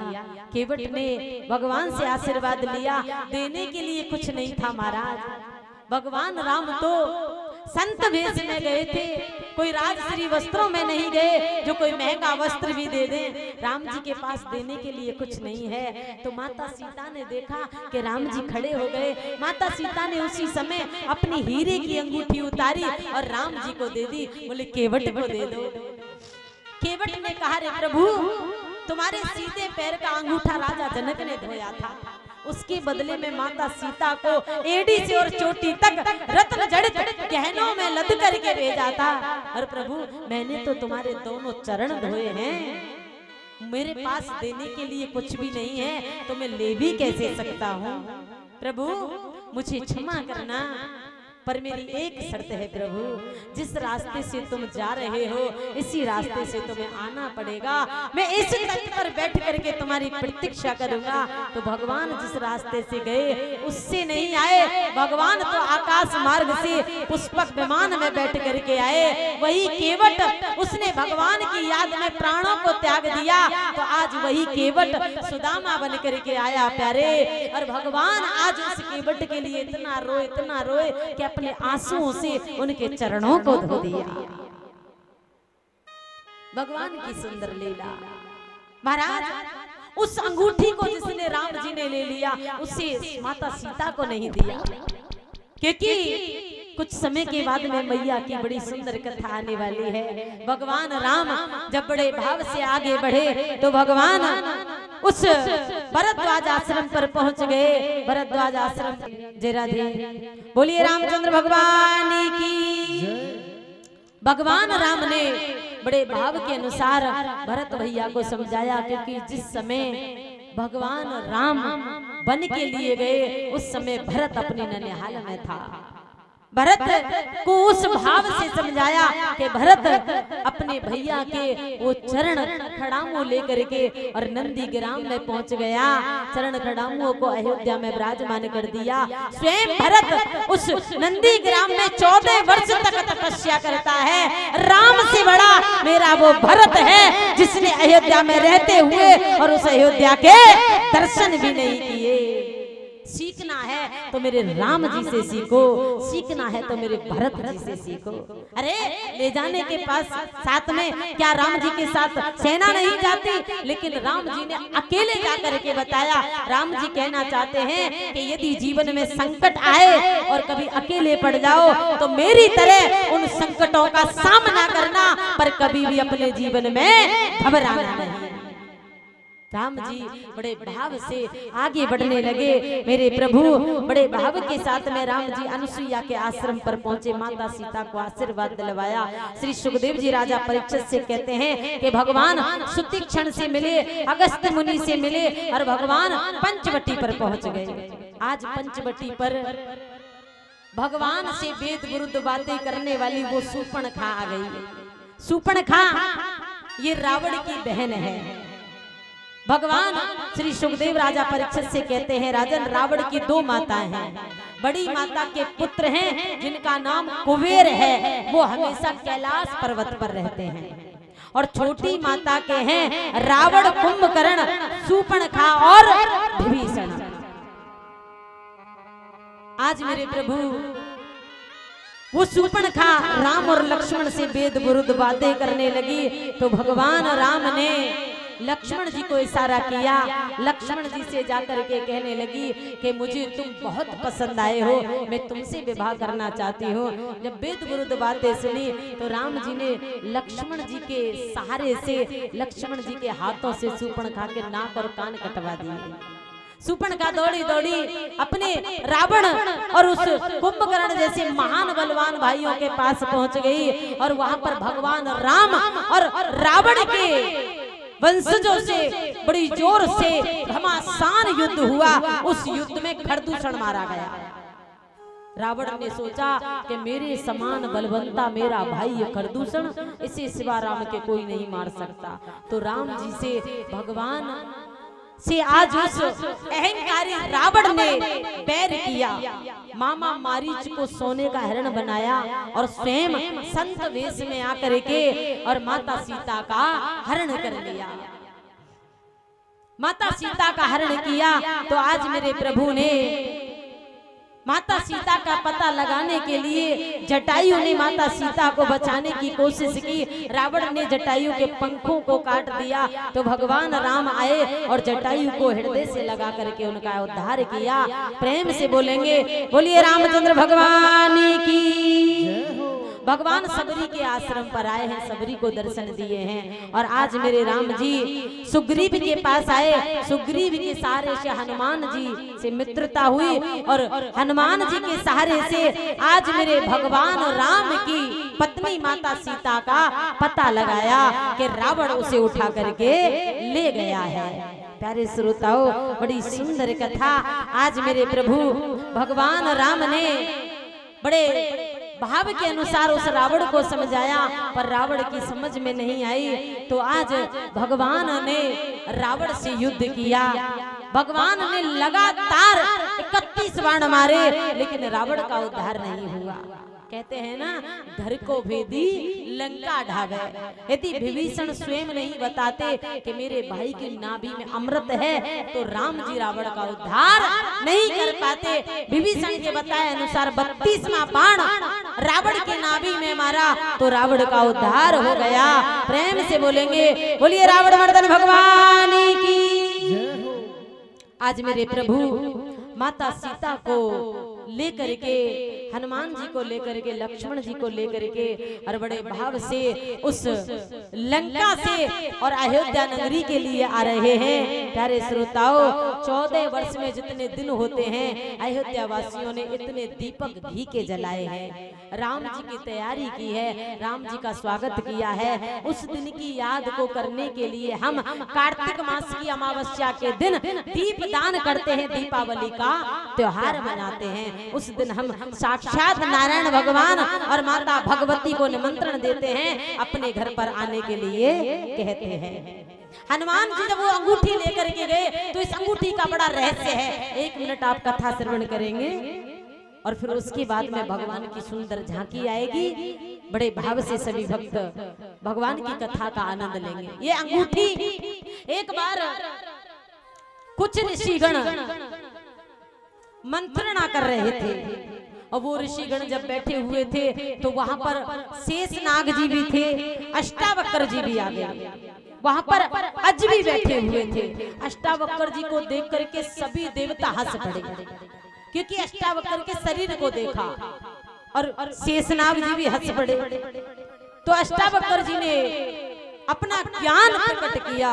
उस ज्ञान को सुन करके महाराज वो शेषनाग जी खुश हो गए। शेषनाग ने वो अंगूठी उतार करके अष्टावक्र को दे दी। अष्टावक्र ने वो अंगूठी समय के अनुसार राजा अज को ज्ञान उपदेश दिया तो राजा अज को दे दी, और वही अंगूठी आज राजा अज ने अपने पुत्र राजा दशरथ को राजा बनाया है, उसको पहना दिया और कहा, बोले बेटा इस अंगूठी का सहारा जब लेना कि जब तुम किसी धर्म संकट में पड़ जाओ। तो आज माता सीता को विवाह हुए 8 दिन हो गए। माता सीता ने राजा दशरथ के घर का एक दाना भी नहीं चखा, जल भी नहीं पिया। तो कौशल्या मैया आई और राजा दशरथ से कहने लगी, बोले राजन इस बहू ने तो हमारे घर का कुछ भी नहीं खाया पिया, क्या बात है। राजा दशरथ ने माता सीता से कहा, बोले बेटा क्या बात है, तुम ऐसे क्यों हो, नाराज हो। बोले नहीं, तो फिर अन्न जल क्यों त्याग रखा है। तो माता सीता ने जवाब दिया कि मैं उसके घर का भोजन नहीं करती जो अपने भांजे का हत्यारा हो, क्योंकि राजा दशरथ के हाथों से श्रवण कुमार मारा गया था। फिर कैसे करोगी। बोले किसी विद्वान ब्राह्मण को भोजन कराया जाए। तो राजा दशरथ ने राजा जनक के लिए पत्र लिखा। तो राजा जनक ने लंकापति रावण को निमंत्रण दिया। आज लंकापति रावण भोजन करने के लिए माता सीता के पास आया है। माता सीता ने जब भोजन कराया तो रावण ने माता सीता के चरण पकड़ लिए। माता सीता से कहा, माँ मुझे मुक्ति चाहिए। राम जी की ओर मैया ने निहारा और मैया कहने लगी, प्रभु इसे मुक्ति चाहिए। बोले दे दे, इसे मुक्ति मैं दूंगी तो तुम्हें मुझसे दूर होना पड़ेगा। बोले उसकी चिंता ना करो, पर इस अहंकारी रावण को मुक्ति मिलनी चाहिए। तो भगवान ने आज मुक्ति दिलवा दी। रावण भोजन करके चला गया और महाराज आज माता सीता ने पहली बार भोजन बनाया है। तो माता सीता ने बड़े भाव से अपने ससुर राजा दशरथ को भोजन परोस करके ले गई। तो जैसे ही भोजन परोसा तो खीर की कटोरी में एक तनका गिर गया था। उस तनके को माता सीता ने देखा और देखा कि मैंने पहली बार भोजन बनाया है, यदि मेरे पिताजी ने भोजन नहीं किया तो मेरा जीवन व्यर्थ है।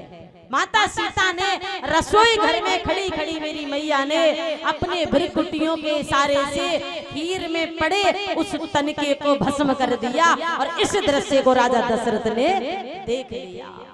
हाथ जोड़ लिए, बेटा जिस प्रकार तूने इस तनके को भस्म किया है, कहीं कभी ऐसा मत कर देना कि मेरा बेटा राम कोई गलती कर दे तो कहीं मेरे राम को तू भस्म कर दे। माता सीता मुस्कुराई। इसी बात पर उस राजा दशरथ ने वो अंगूठी उतार करके माता सीता को दे दी और कहा, बेटा जब तुम धर्म संकट में पड़ जाओ तब इस अंगूठी का सहारा लेना। वही अंगूठी आज माता सीता ने राम जी को दी है और राम जी ने वही अंगूठी हनुमान जी को दी। तो उसी अंगूठी के द्वारा आज माता सीता का पता लगाया गया। प्रेम से बोलेंगे, बोलिए सियावर रामचंद्र भगवान की। प्यारे श्रोताओं, माता सीता जब आई तो भरत जी ने सभी को प्रणाम किया, गुरु वशिष्ठ जी को प्रणाम किया, अपने भैयाओं को किया, लेकिन माता सीता को साष्टांग प्रणाम किया। माता सीता को साष्टांग प्रणाम क्यों किया? क्या बात है? इस बात से मेरी माताओं को संकेत मिलता है। मेरी माता बहनों बड़े भाव से श्रवण करना कि भरत ने माता सीता को साष्टांग प्रणाम क्यों किया? माता सीता के उन चरणों को प्रणाम किया जिन चरणों ने वो मेरी भारत की भाग्यश्री माता सीता मिथिलेश कुमारी, वो अवध की रानी, जिसने आदिपति उस रावण अहंकारी को उस तीनों लोगों के उस तीनों लोगों का पर बास करने वाले उस रावण सोने की लंका में और रावण में लात मार दी, उस सीता के चरणों को मेरे भरत ने प्रणाम किया। और माता सीता ने भरत के उस सर को प्रणाम किया। क्यों? क्योंकि भरत वो है जो भगवान राम के उस मुकुट को उतार करके और चरण खड़ामुओं को लेकर के और 14 वर्ष तक उस नंदी ग्राम में रहने वाला वो भरत का सर कोई साधारण सर नहीं है। इन कथाओं से हमें ये शिक्षा मिलती है, कितना भी बड़ा कोई अभिमानी हमारे सामने आ जाए, कितना भी बड़ा सुंदर आ जाए, लेकिन पतिव्रता नारी को अपने पति के धर्म को त्यागना नहीं चाहिए। भैया ऐसी कथा सुनती रही ना तो मैं कल तक सुनाती रहूंगी। आइए कथा में प्रवेश करते हैं, प्रेम से बोलेंगे बोलिए रामचंद्र भगवान की। आज मेरे प्रभु की बड़ी सुंदर कथा, आज चंद्रवंश की कथा में प्रवेश करते हैं। राम जी की कथा को संक्षिप्त रूप में श्रवण किया है। महाराज नारायण के पुत्र ब्रह्मा हुए, ब्रह्मा के पुत्र अत्रि, अत्रि के चंद्रमा, चंद्रमा के बुद्ध और बुद्ध के पुरुरवा हुए, पुरुरवा के आयु, शतायु आदि 6 पुत्र हुए। और राजा ऋषि वंश में आगे चल करके एक राजा हुए गादी, और गादी के विश्वामित्र मुनि हुए, विश्वामित्र मुनि के ऋषिक मुनि हुए, ऋषिक के जगदम्न हुए, और जगदम्न के ही परशुराम जी हुए, जिन्होंने क्षत्रिय वंश को पृथ्वी से 21 बार रहित कर दिया। और राजन इसी वंश में एक राजा हुए जिनका नाम हुआ नहुस। नहुस के ययाति हुए, और ययाति की कई पीढ़ियों के बाद में एक राजा हुए पुरु, पुरु के दुष्यंत हुए, दुष्यंत के भरत हुए, और राजन भरत के रंती देव हुए जिनका जीवन परहित में गुजरा। और राजन इसी वंश में आगे चल करके एक वंश आया कुरु वंश, जिससे हम कौरव और पांडवों का वंश कहते हैं। ये तमर वंशी थे। राजन आगे चल करके एक राजा हुए ययाति, ययाति के यदु हुए, और यदु के वंश में कई पीढ़ियों के बाद में एक राजा हुए देवमीण। देवमीण राजा की 2 पत्नी थी, एक के हुए अर्जन्य पर्जन्य, जिनके नवनंदन यानी नंद बाबा हुए जो गोकुल के राजा कहलाए। और राजन दूसरे के हुए सूरसेन जी, और सूरसेन की वसुदेव जी हुए, और वसुदेव जी के यहाँ पर 7 पत्नियां आई। सबसे छोटी पत्नी देवकी के गर्भ से मेरे भगवान श्री कृष्ण का अवतार हुआ। प्रेम से बोलेंगे बोलिए कृष्ण कन्हैया लाल की। सुखदेव जी चुप हो गए। परीक्षित जी बोले महाराज हो गई कथा? बोले हो गई कथा। बोले प्रभु कृष्ण कथा में कंजूसी कर दी, कैसे? मेरे भगवान ने अवतार लिया। तो आइए भगवान की बड़ी सुंदर कथा है। आगे चल करके एक अंधक वंश आया है। उस अंधक वंश में एक राजा हुए उग्रसेन। उग्रसेन के कंस हुए, और दूसरे राजा है देवक। देवक की एक पुत्री है जिसका नाम है देवकी। तो महाराज ये उग्रसेन की पत्नी एक बार जंगलों में विहार करने के लिए गई। उस समय एक दुर्मिल नाम के राक्षस की छाया इस पर पड़ी, तो कंस पैदा हुआ। और जब उग्रसेन को पता चला कि मेरी पत्नी के गर्भ से कंस हुआ है, तो उग्रसेन को उसने लता पताओं में लपेट करके यमुना जी में बहा दिया। इधर यमुना जी के किनारे पर वसुदेव जी बड़े आनंद के साथ में, सूरसेन जी बड़े आनंद के साथ में भगवान का भजन कर रहे थे। तो सूरसेन जी इस पुत्र को उठा करके ले आए, और इसका लालन पालन वसुदेव जी के साथ में होने लगा। ये जब बड़ा हुआ, इसे पता चला कि मैं कंस हूँ और मैं राजा उग्रसेन का बेटा हूँ, तो इस कंस ने भगवान शंकर की तपस्या की, एक धनुष प्राप्त किया, और उस धनुष को प्राप्त करके ये मथुरा की नगरी में आया और इसने अपने पिता उग्रसेन को जेलों में डाल दिया और स्वयं राजा बनकर के बैठ गया। इधर वसुदेव के 7 विवाह हुए हैं महाराज। गौरवी, रोहिणी, भद्रा, मधुरा, रोचना, देवकी प्रमुखासन है पत्नी आनने दुंद में। महाराज 7 विवाह हुए जिसमें 7वीं पत्नी देवकी हुई। कंस ने अपनी चचेरी बहन का विवाह इस देवकी के साथ में किया और जब कंस से विदा करने लगा तो एक आकाशवाणी हुई। आकाशवाणी ने कहा, हे कंस, तू जिस देवकी को बड़े हर्ष के साथ उल्लास के साथ में विदा करने के लिए जा रहा है, इसी देवकी का 8वां गर्भ तेरा काल होगा। तो कंस उसे मारने लगा और कंस ने देवकी को और वसुदेव जी को पकड़ करके उस मथुरा के कारागृह में डाल दिया। ब्राह्मणों पर अत्याचार करने लगा, गायों को काटने लगा। माता धरती दुखी होकर के गाय का रूप धारण करके और ब्रह्मा जी के पास पहुंच गई और कहने लगी, प्रभु इसी प्रकार मेरे ऊपर पाप बढ़ता गया तो मैं रसातल में चली जाऊंगी। आज मेरे प्रभु माता धरती से ब्रह्मा जी कहते हैं, बोले देवी तुम चिंता ना करो, मैं कुछ क्षणों में भगवान से बातें करता हूँ। भगवान से बातें करी तो भगवान ने कहा कि वसुदेव गृह साक्षात भगवान पुरुष परः जनि इष्यते तत्प्रियार्थ सम्मन्वन्तु सुर स्त्रियः। बोले हे देवी जाओ, वसुदेव के घर पर साक्षात भगवान आने वाले हैं, तुम जाकर के भगवान की तैयारी करो। महाराज आज देवकी के गर्भ से प्रथम पुत्र प्राप्त हुआ जिसका नाम कीर्तिमान बताया है। कंस को पता चला तो कंस दौड़ करके आया, उसे शिला पर पछाड़ करके मार दिया। 1 पुत्र को मारा, 2 को मारा, 4, 6 पुत्रों को मार दिया। 7वां गर्भपात हो गया।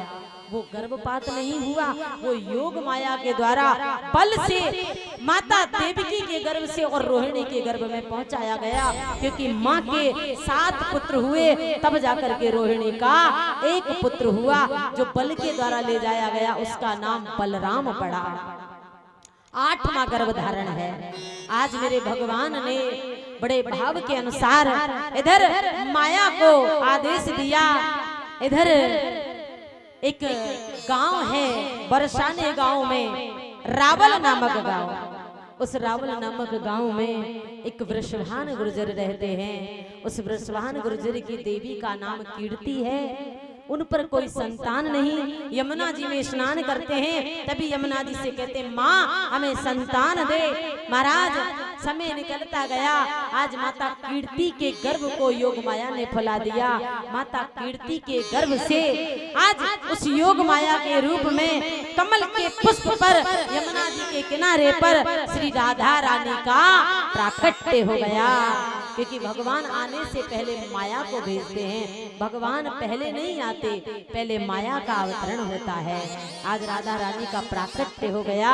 वृंदावन में ब्रज में मेरी राधा रानी का जन्म उत्सव मनने लगा। तो सभी भक्त 2 मिनट के लिए श्री राधा रानी का हरि कीर्तन करेंगे। हो वृंदावन धाम अपार रटे जा राधे राधे, रटे जा राधे राधे, बाजे जा राधे राधे, राधे राधे ओ भजे जा राधे राधे, राधे अलबेली सरकार रटे जा राधे ओ राधे अलबेली सरकार भजे जा राधे राधे राधे।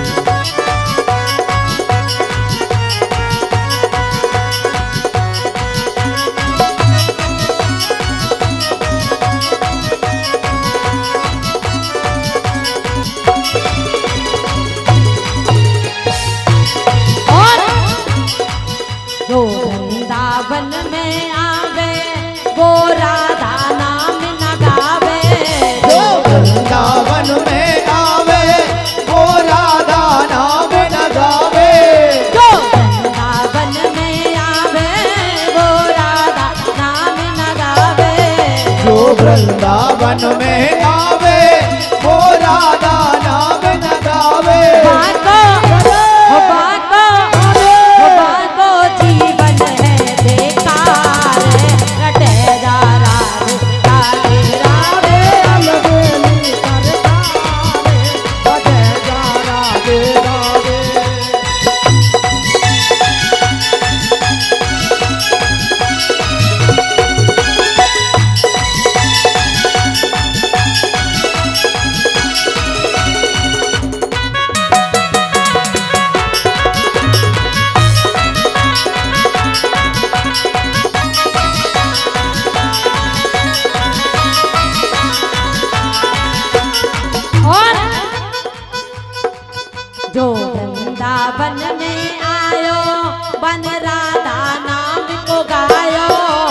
वृंदावन में आयो राधा नाम पुगायो। जो वृंदावन में आयो वन राधा नाम पुगायो। जो वृंदावन में आयो जन राधा नाम न गायो। बाको है जाए तेरा पार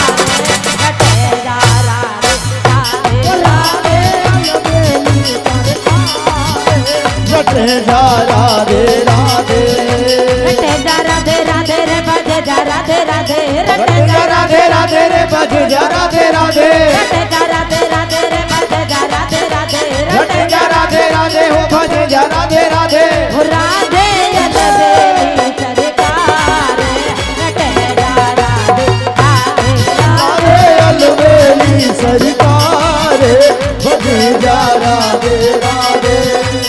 जय हो राधे राधे की।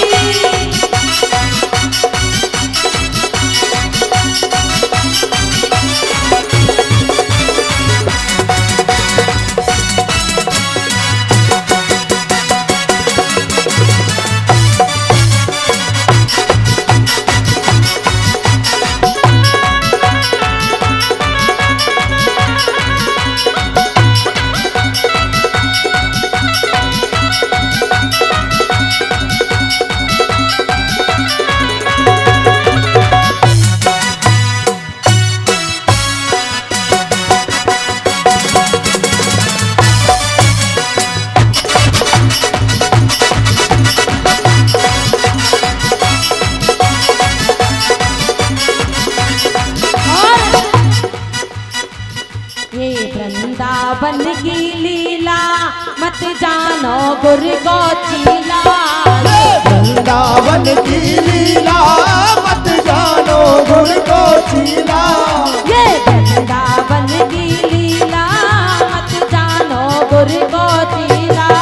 ये वृंदावन की लीला मत जानो गुण को चीला। या में ऋषि मुनि गए हारे बजे जा राधे राधे राधे अलबेली सरकार बजे जा राधे राधे।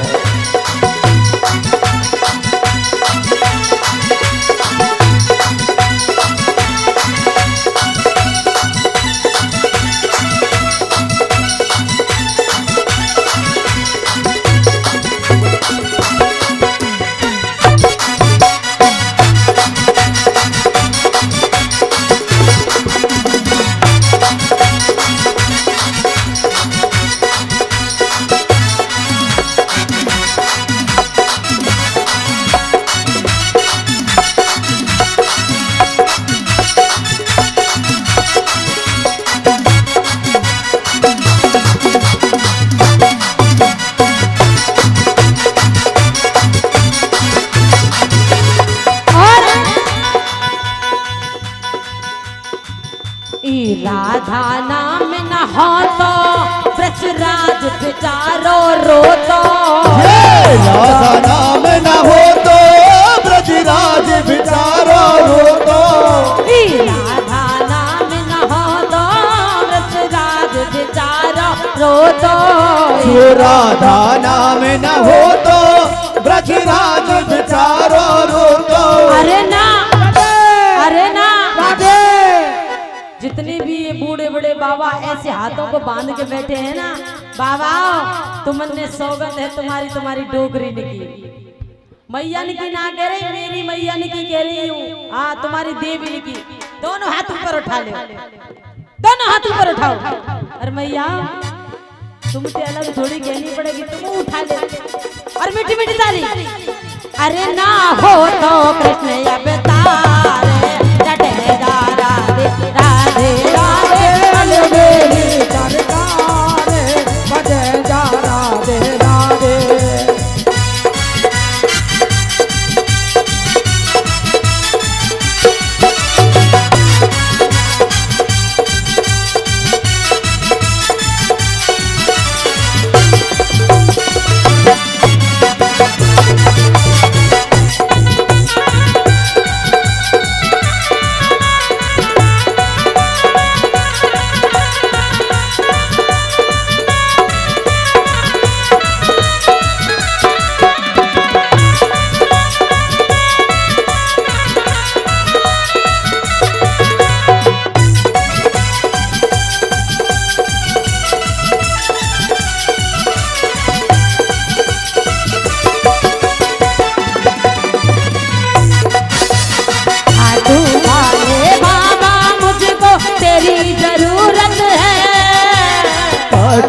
वाले बाबा मुझको तेरी जरूरत है। साधु वाले बाबा मैं तो दर पे आया हूँ। साधु वाले बाबा मैं तो दर पर आया हूँ। ओ सावरे मुझे तेरी जरूरत है। ओ सावरे मुझे तेरी जरूरत है। ओ सावरे मुझे तेरी जरूरत है। मुझे तेरी जरूरत है। मुझे तेरी जरूरत है। मुझे तेरी जरूरत है। मुझे तेरी जरूरत है। बोलिए राधे रानी सरकार की। राधा रानी का प्राकट्य हो गया। आज महाराज अष्टम गर्भ धारण है। माता देवकी अपने उस कारागृह में बंद है। भादों का महीना, अष्टमी तिथि, रोहिणी नक्षत्र, बुधवार रात्रि के ठीक 12 बजे हुए हैं। आज माता का वो कारागृह एकदम मंदिर की तरह चमक गया और मेरे भगवान चतुर्भुज रूप में अवतार लेकर के आ गए। मैया ने भगवान के चरण स्पर्श किए और भगवान कहते हैं, माँ इस मामा कंस ने तुझे बड़ी तकलीफ दी है मैया। मैया कहती है, प्रभु वो तो बात ठीक है, पर मैंने तपस्या करी थी, तू छोटा सा लाला बन के आना, तू तो मेरा पिताजी बन के पधारा है। प्रभु ये क्या लीला है? तो भगवान कहते हैं, माँ मन तो ऐसा करता है जो काम मुझे 11 वर्ष और 56 दिन के बाद में करना है, उस काम को आज ही कर डालूं माँ, पर उससे पहले मुझे गोकुल में लीलाएं करनी है, तुझे थोड़ा और कष्ट सहन करना पड़ेगा। भगवान कहते हैं, मैया इस समय नंद रानी के यहाँ पर एक महामाया ने अवतार लिया है, मैं छोटा बन जाता हूँ और तुम मुझे इस मथुरा से और गोकुल की तरफ पहुंचा दो, गोकुल नगरी में पहुंचा दो। तो आज मेरे भगवान छोटे बन गए और भगवान उस मथुरा नगरी से और गोकुल की तरफ जा रहे हैं। तो प्यारे श्रोताओं, बड़े भाव के साथ में मेरे भगवान का आगमन हो रहा है और मैं हमारे कमल सिंह जी के पूरे परिवार से कहना चाहूंगी कि पूरा परिवार खड़ा होकर के आए और मेरे भगवान का स्वागत करें। और कल यहाँ पर गिरिराज की महापूजा है, तो सभी माताएं अपने अपने घर से खीर, पुआ, पकोड़ा, जलेबी, रसगुल्ला, आगो मोहन में पानी। कल भगवान गिरिराज की महापूजा होगी, सभी माताएं अपने अपने घर से 56 प्रकार का भोजन बना करके लाएंगे। कल गिरिराज का बड़े भाव से अपन सभी स्वागत करते हैं। और बड़ी सुंदर बात कि हमारे यजमान परिवार बड़े आनंद से पूरी मित्र मंडली की, हमारी पूरी मंडली की बड़े भाव से सेवा में जुटा हुआ है। एक बार पूरे परिवार के लिए जोरदारी से ताली तो बजा दो। भगवान का आगमन हो रहा है। परीक्षित महाराज, परीक्षित महाराज, भगवान आ रहे हैं, आपकी देवी को भी बुला लाओ। हाँ, तो आइए सभी भक्तों से मेरा कहना है, जितने भी भक्त यहाँ पर बैठे हैं, यदि कथा में आनंद आ रहा है ना मेरे प्यारे श्रोताओं, तो 2 कदम चल करके आएंगे और भगवान का स्वागत करेंगे, भगवान से आशीर्वाद प्रदान करेंगे।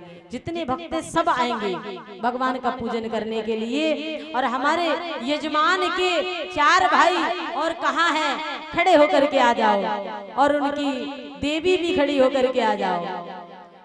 महाराज आपके सुपुत्र और आपकी सुपुत्रों की देवियां सभी भगवान का स्वागत करेंगे। भगवान आ रहे हैं, आइए। श्री स्वागतम दरिया में जब चंदा छिपे बदरिया में,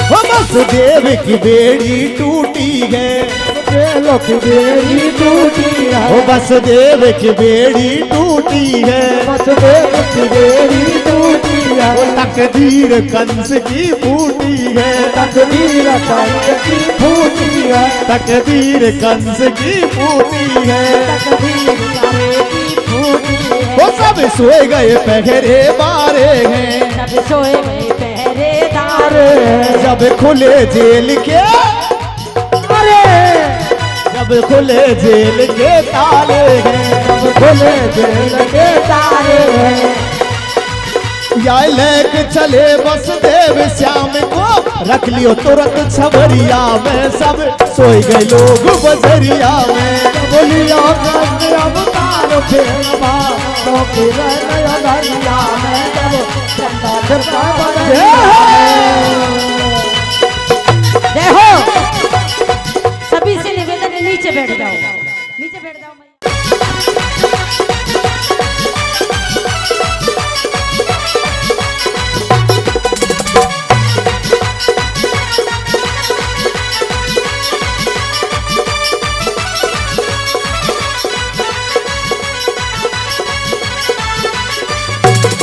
जब जमुना पड़ी अगारी है, जमुना पड़ी अगारी है, जब जमुना पड़ी अगारी है, जब जमुना पड़ी अगारी है, वो जम जल बह रहे हो अति